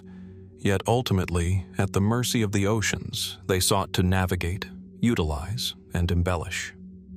The linear stone formations evoke connection between points on land, between settlements, and between past and present, as modern observers try to piece together the lives and ambitions of people long gone.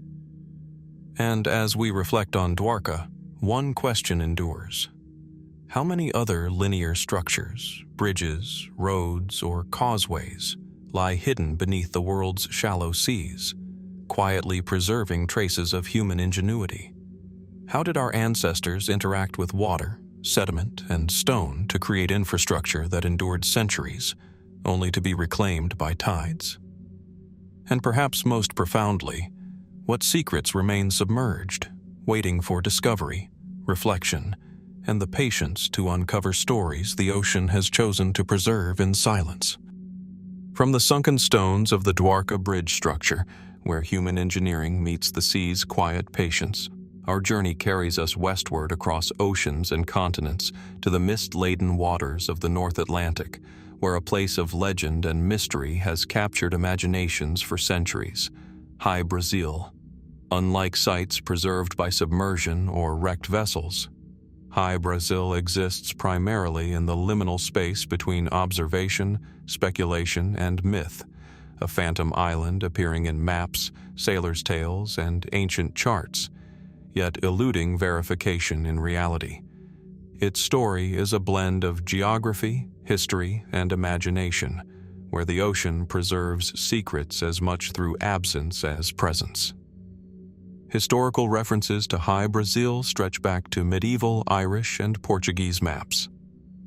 First appearing in cartography as early as the 14th century, it is depicted west of Ireland, often as a circular island with a central river or canal, and sometimes labeled simply as Brazil. Sailors' logs and maritime lore recount sightings of a dark, low-lying land shrouded in fog, sometimes appearing as a faint outline on the horizon, only to vanish hours later. Reports describe a misty silhouette, almost perfectly circular, with rivers, hills, and what seem to be settlements. Could these accounts reflect an actual island long lost to the Atlantic, or a combination of mirage, optical illusion, and sailors' imagination? The ambiguity is precisely what has enthralled explorers and historians alike. The geography of the region lends itself to mystery. The North Atlantic is known for strong currents, shifting weather, and layers of fog that can distort perception over long distances. Optical phenomena such as Fata Morgana mirages can create the impression of land where none exists. Yet repeated sightings across centuries, sometimes by multiple independent observers, suggest that something tangible may have been present, or at least that sailors collectively interpreted natural features as a consistent shape. Could Hy-Brasil have been a real island, slowly submerged by rising sea levels or erosion, its memory preserved in maps and folklore? Or is it a testament to the human mind's capacity to create and perpetuate mystery over vast distances in time? Cartographic evidence adds a curious dimension. Early maps depict Hy-Brasil as a circular island, occasionally with rivers radiating from a central lake, a strikingly specific representation for something that was never consistently observed. Some maps even label its location with coordinates, placing it roughly 200 kilometers west of Ireland. Later nautical charts sometimes omit it, while others continue to include it for centuries, despite the lack of confirmed landfall. This persistent depiction raises questions. Were mapmakers copying earlier sources without verification, or were they documenting genuine, albeit fleeting, sightings? Did Hy-Brasil exist in some form in the distant past before vanishing beneath the Atlantic's waters? Exploration efforts over the centuries have sought Hy-Brasil, but none have definitively confirmed its existence.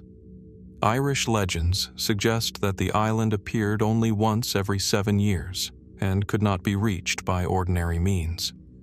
Some accounts describe strange, otherworldly phenomena: mist thick enough to obscure all vision, currents that defied navigation, and lights on the horizon that appeared and vanished unpredictably.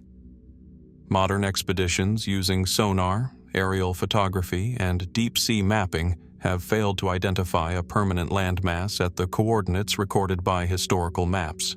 Yet researchers caution that shifting sands, submerged plateaus, or volcanic remnants could explain some sightings. Perhaps Hy-Brasil is a memory of a vanished island, partially eroded and partially mythologized, preserved in folklore and imagination. Cultural interpretations of Hy-Brasil are as intriguing as its physical mystery. In Irish folklore, it is described as a mystical land inhabited by sages or supernatural beings, a place of abundance and wisdom hidden from ordinary human eyes. Stories speak of explorers returning with knowledge, treasures, or strange artifacts after brief encounters with the island, yet often with little verifiable evidence. Could these legends reflect encounters with real islands that later disappeared beneath rising sea levels? Or do they reveal the human desire to imagine hidden worlds beyond the horizon?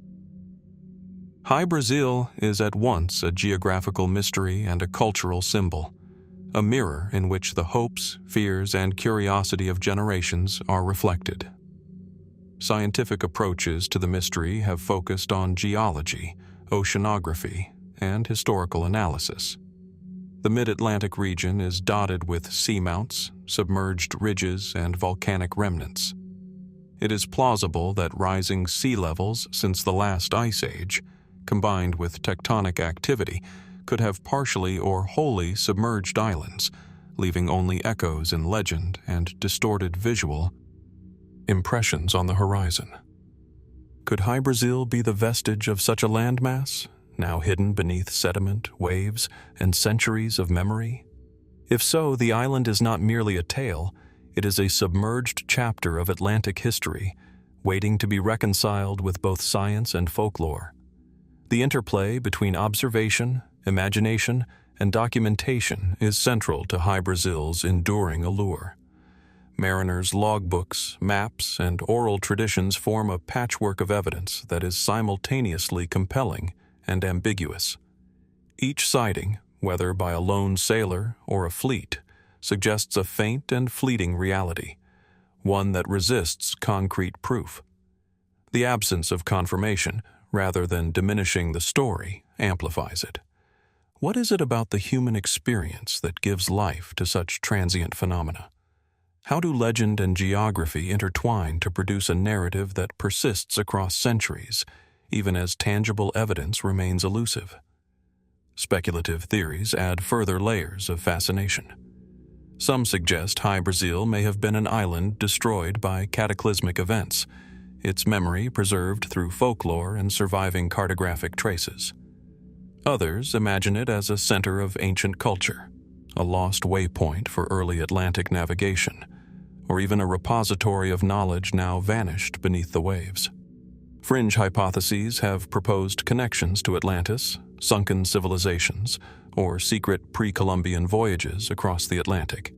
Yet mainstream research emphasizes the need to separate myth from evidence while acknowledging the power of cultural memory. The ambiguity itself is instructive. Hy-Brasil represents a space where human observation, natural forces, and storytelling converge, creating a mystery that endures precisely because it is unresolved. The cinematic qualities of Hy-Brasil are striking in their elusiveness. Fog-shrouded horizons, glimpses of land through mist, and the rhythmic lapping of waves evoke both beauty and suspense.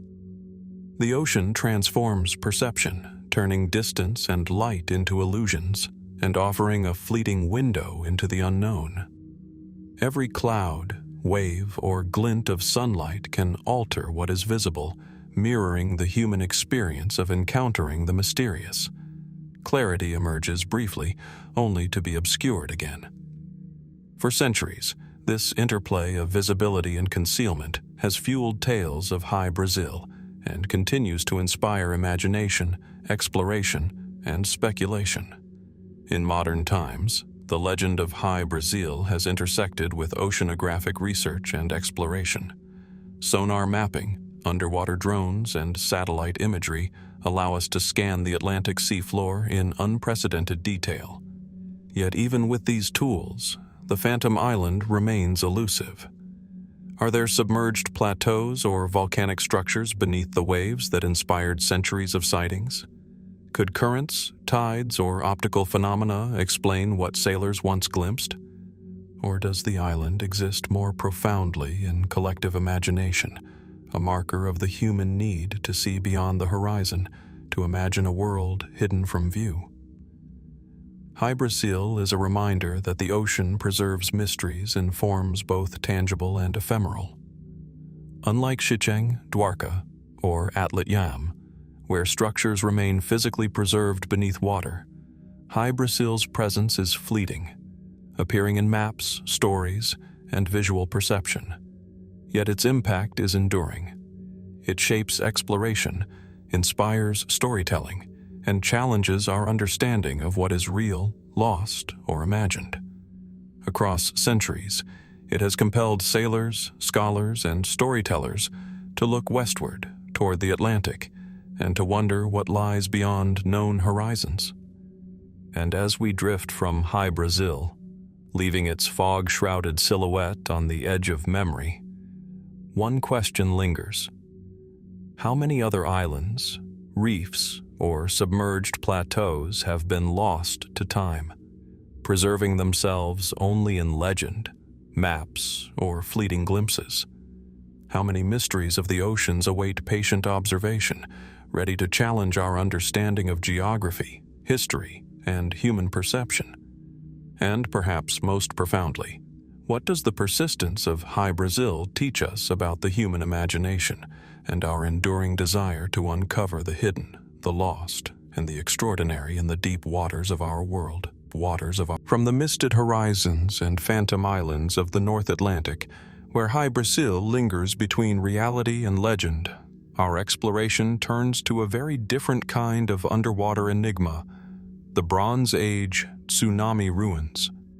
Unlike islands that vanished into the sea or structures deliberately submerged, these remnants are the silent testimony of sudden catastrophe. A civilization disrupted, its traces swept into the ocean by forces both immense and unpredictable. Here, the story of human resilience meets the raw power of nature, preserved beneath layers of sediment, silt, and centuries of memory. awaiting rediscovery.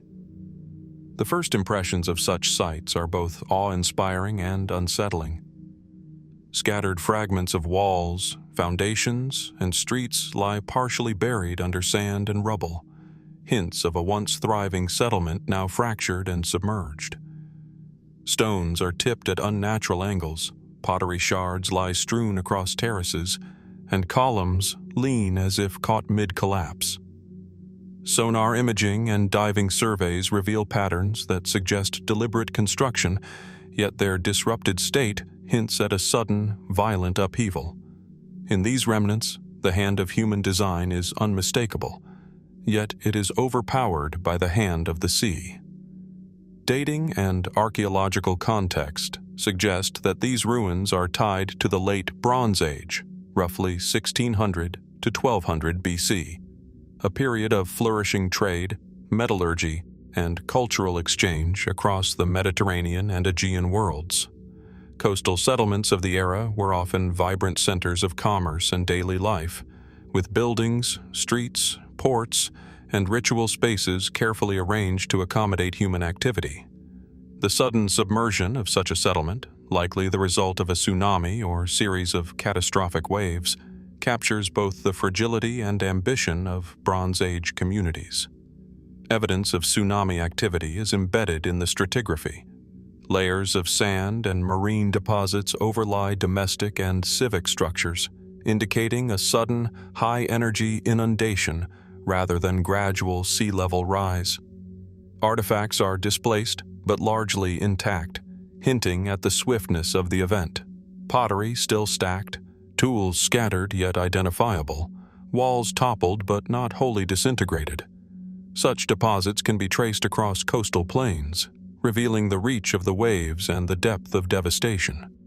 By studying these layers, archaeologists piece together both the physical impact of the disaster and its social consequences, the abrupt disruption of lives, trade networks, and regional infrastructure. One of the most compelling aspects of these sites is the juxtaposition of order and chaos.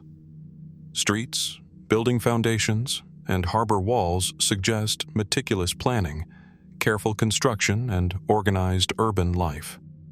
Yet these same features lie fractured and scattered, a frozen moment of catastrophe. It is this tension that makes the ruins so haunting. Human ingenuity and foresight rendered powerless by the sudden onslaught of water. How did the people of these settlements experience the approaching wave? Did they anticipate disaster, or were they caught utterly unaware? The ocean preserves the answer only in fragments, leaving the rest to imagination and careful interpretation.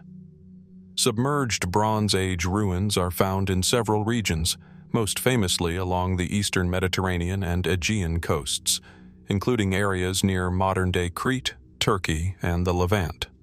Sites like Akrotiri on Santorini, often linked to the eruption of Thera and the resulting tsunami, provide compelling analogues for what may have occurred in similar coastal settlements.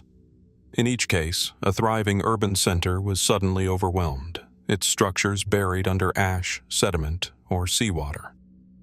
Yet while volcanic deposits preserve some sites in remarkable detail, tsunami-induced submersion is more chaotic, scattering artifacts across the seabed and leaving only partial, enigmatic traces for modern explorers to interpret. The scale of destruction implied by these ruins is staggering. A single large wave could penetrate kilometers inland, toppling walls, uprooting structures, and carrying debris far from its origin. Archaeological surveys reveal layers of coarse sand, marine shells, and stone fragments embedded within domestic and civic architecture, a signature of high-energy inundation. The ruins, then, are not merely artifacts, they are geological records of nature's sudden power, preserved alongside evidence of human activity. How many settlements were lost to the sea, leaving only hints in stratigraphy, legend, or scattered finds? Speculation and interpretation intertwine here, as in many underwater mysteries. Some scholars propose that coastal settlements experienced repeated tsunami events, gradually reshaping trade routes, settlement patterns, and architectural approaches. Others suggest that catastrophic waves may have triggered population displacement, societal collapse, or cultural shifts, leaving an imprint on oral tradition and myth. In fringe discourse, some connect these events to flood legends, suggesting that stories of inundation in epic literature may have roots in real, observable phenomena: a sudden wave, a vanished harbor, a city swallowed by water. The ambiguity itself becomes part of the story, underscoring the interplay between fact, memory, and imagination. Diving into these ruins evokes a profound sense of time suspended. Sediment clouds drift over toppled walls. Fish and marine invertebrates colonize stones once polished by human hands. Sunlight refracts through the water, illuminating shards of pottery, carved stones, and scattered tools. The underwater environment transforms mundane artifacts into ethereal reminders of lives interrupted. What was once a bustling street becomes a frozen tableau, where the ordinary and extraordinary coexist in quiet, haunting equilibrium. Divers describe the experience as walking through history itself, a world shaped by human intention yet dominated by forces far beyond human control. Technological advances allow deeper understanding. Sonar mapping, photogrammetry, and 3D reconstruction provide insight into the layout, orientation, and scale of submerged settlements. By combining stratigraphic analysis with paleo-environmental data, researchers can reconstruct tsunami events, estimate wave height, and model the impact on ancient communities. Despite these tools, many questions remain unanswered. How many structures survived partially intact? What role did regional trade and urban planning play in the settlement's resilience or their vulnerability? And what untold stories lie beneath meters of sediment awaiting discovery?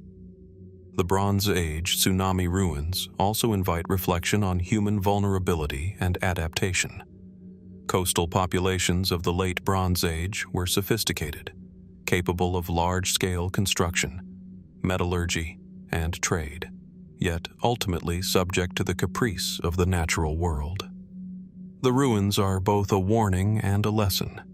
Even the most advanced engineering cannot fully withstand sudden, immense environmental forces. They remind us that civilizations are not merely built of stone and mortar, but exist in dialogue with the landscapes and waters they inhabit, a dialogue that can be abruptly interrupted, leaving fragments for future generations to interpret. Cinematic imagery emerges naturally from these submerged sites. Sunlight pierces shallow water to illuminate fractured walls. Sand ripples create patterns across terraces, and suspended particles cast ephemeral shadows over scattered pottery and stone foundations. The motion of fish, the sway of aquatic plants, and the gentle undulation of sediment evoke a living environment layered atop the remains of human occupation. Each dive becomes a meditation on time, memory, and the intersection of human ambition with the immense forces of the sea. Finally, the ruins leave us with open questions that are as profound as the sites themselves. How many coastal settlements from the Bronze Age remain submerged, silently preserving evidence of daily life, ritual, and commerce? How did ancient communities perceive and respond to the arrival of catastrophic waves? And how did these events shape regional culture, technology, and memory? And perhaps, most hauntingly, what can the sudden loss of entire communities teach us about the impermanence of human endeavors and the delicate balance between civilization and the natural world?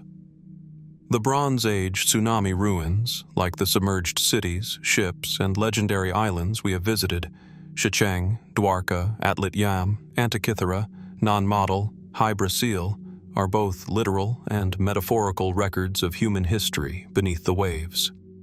They speak of creation and destruction, ingenuity and vulnerability, memory and mystery. Each fragment, each scattered wall or pottery shard, is a question cast into the ocean, A question about who we were, how we lived, and what remains hidden beneath the waters we inhabit and revere. As we rise from these submerged ruins, leaving the sediment and shattered foundations behind, we are left to ponder the ocean's dual role: guardian and revealer, preserver and eraser, chronicler and enigma. How many other Bronze Age settlements or civilizations from other periods remain concealed beneath waves, awaiting discovery? And how much of our understanding of the past and ourselves is shaped by the silent testimony of water and stone, waiting patiently beneath the surface?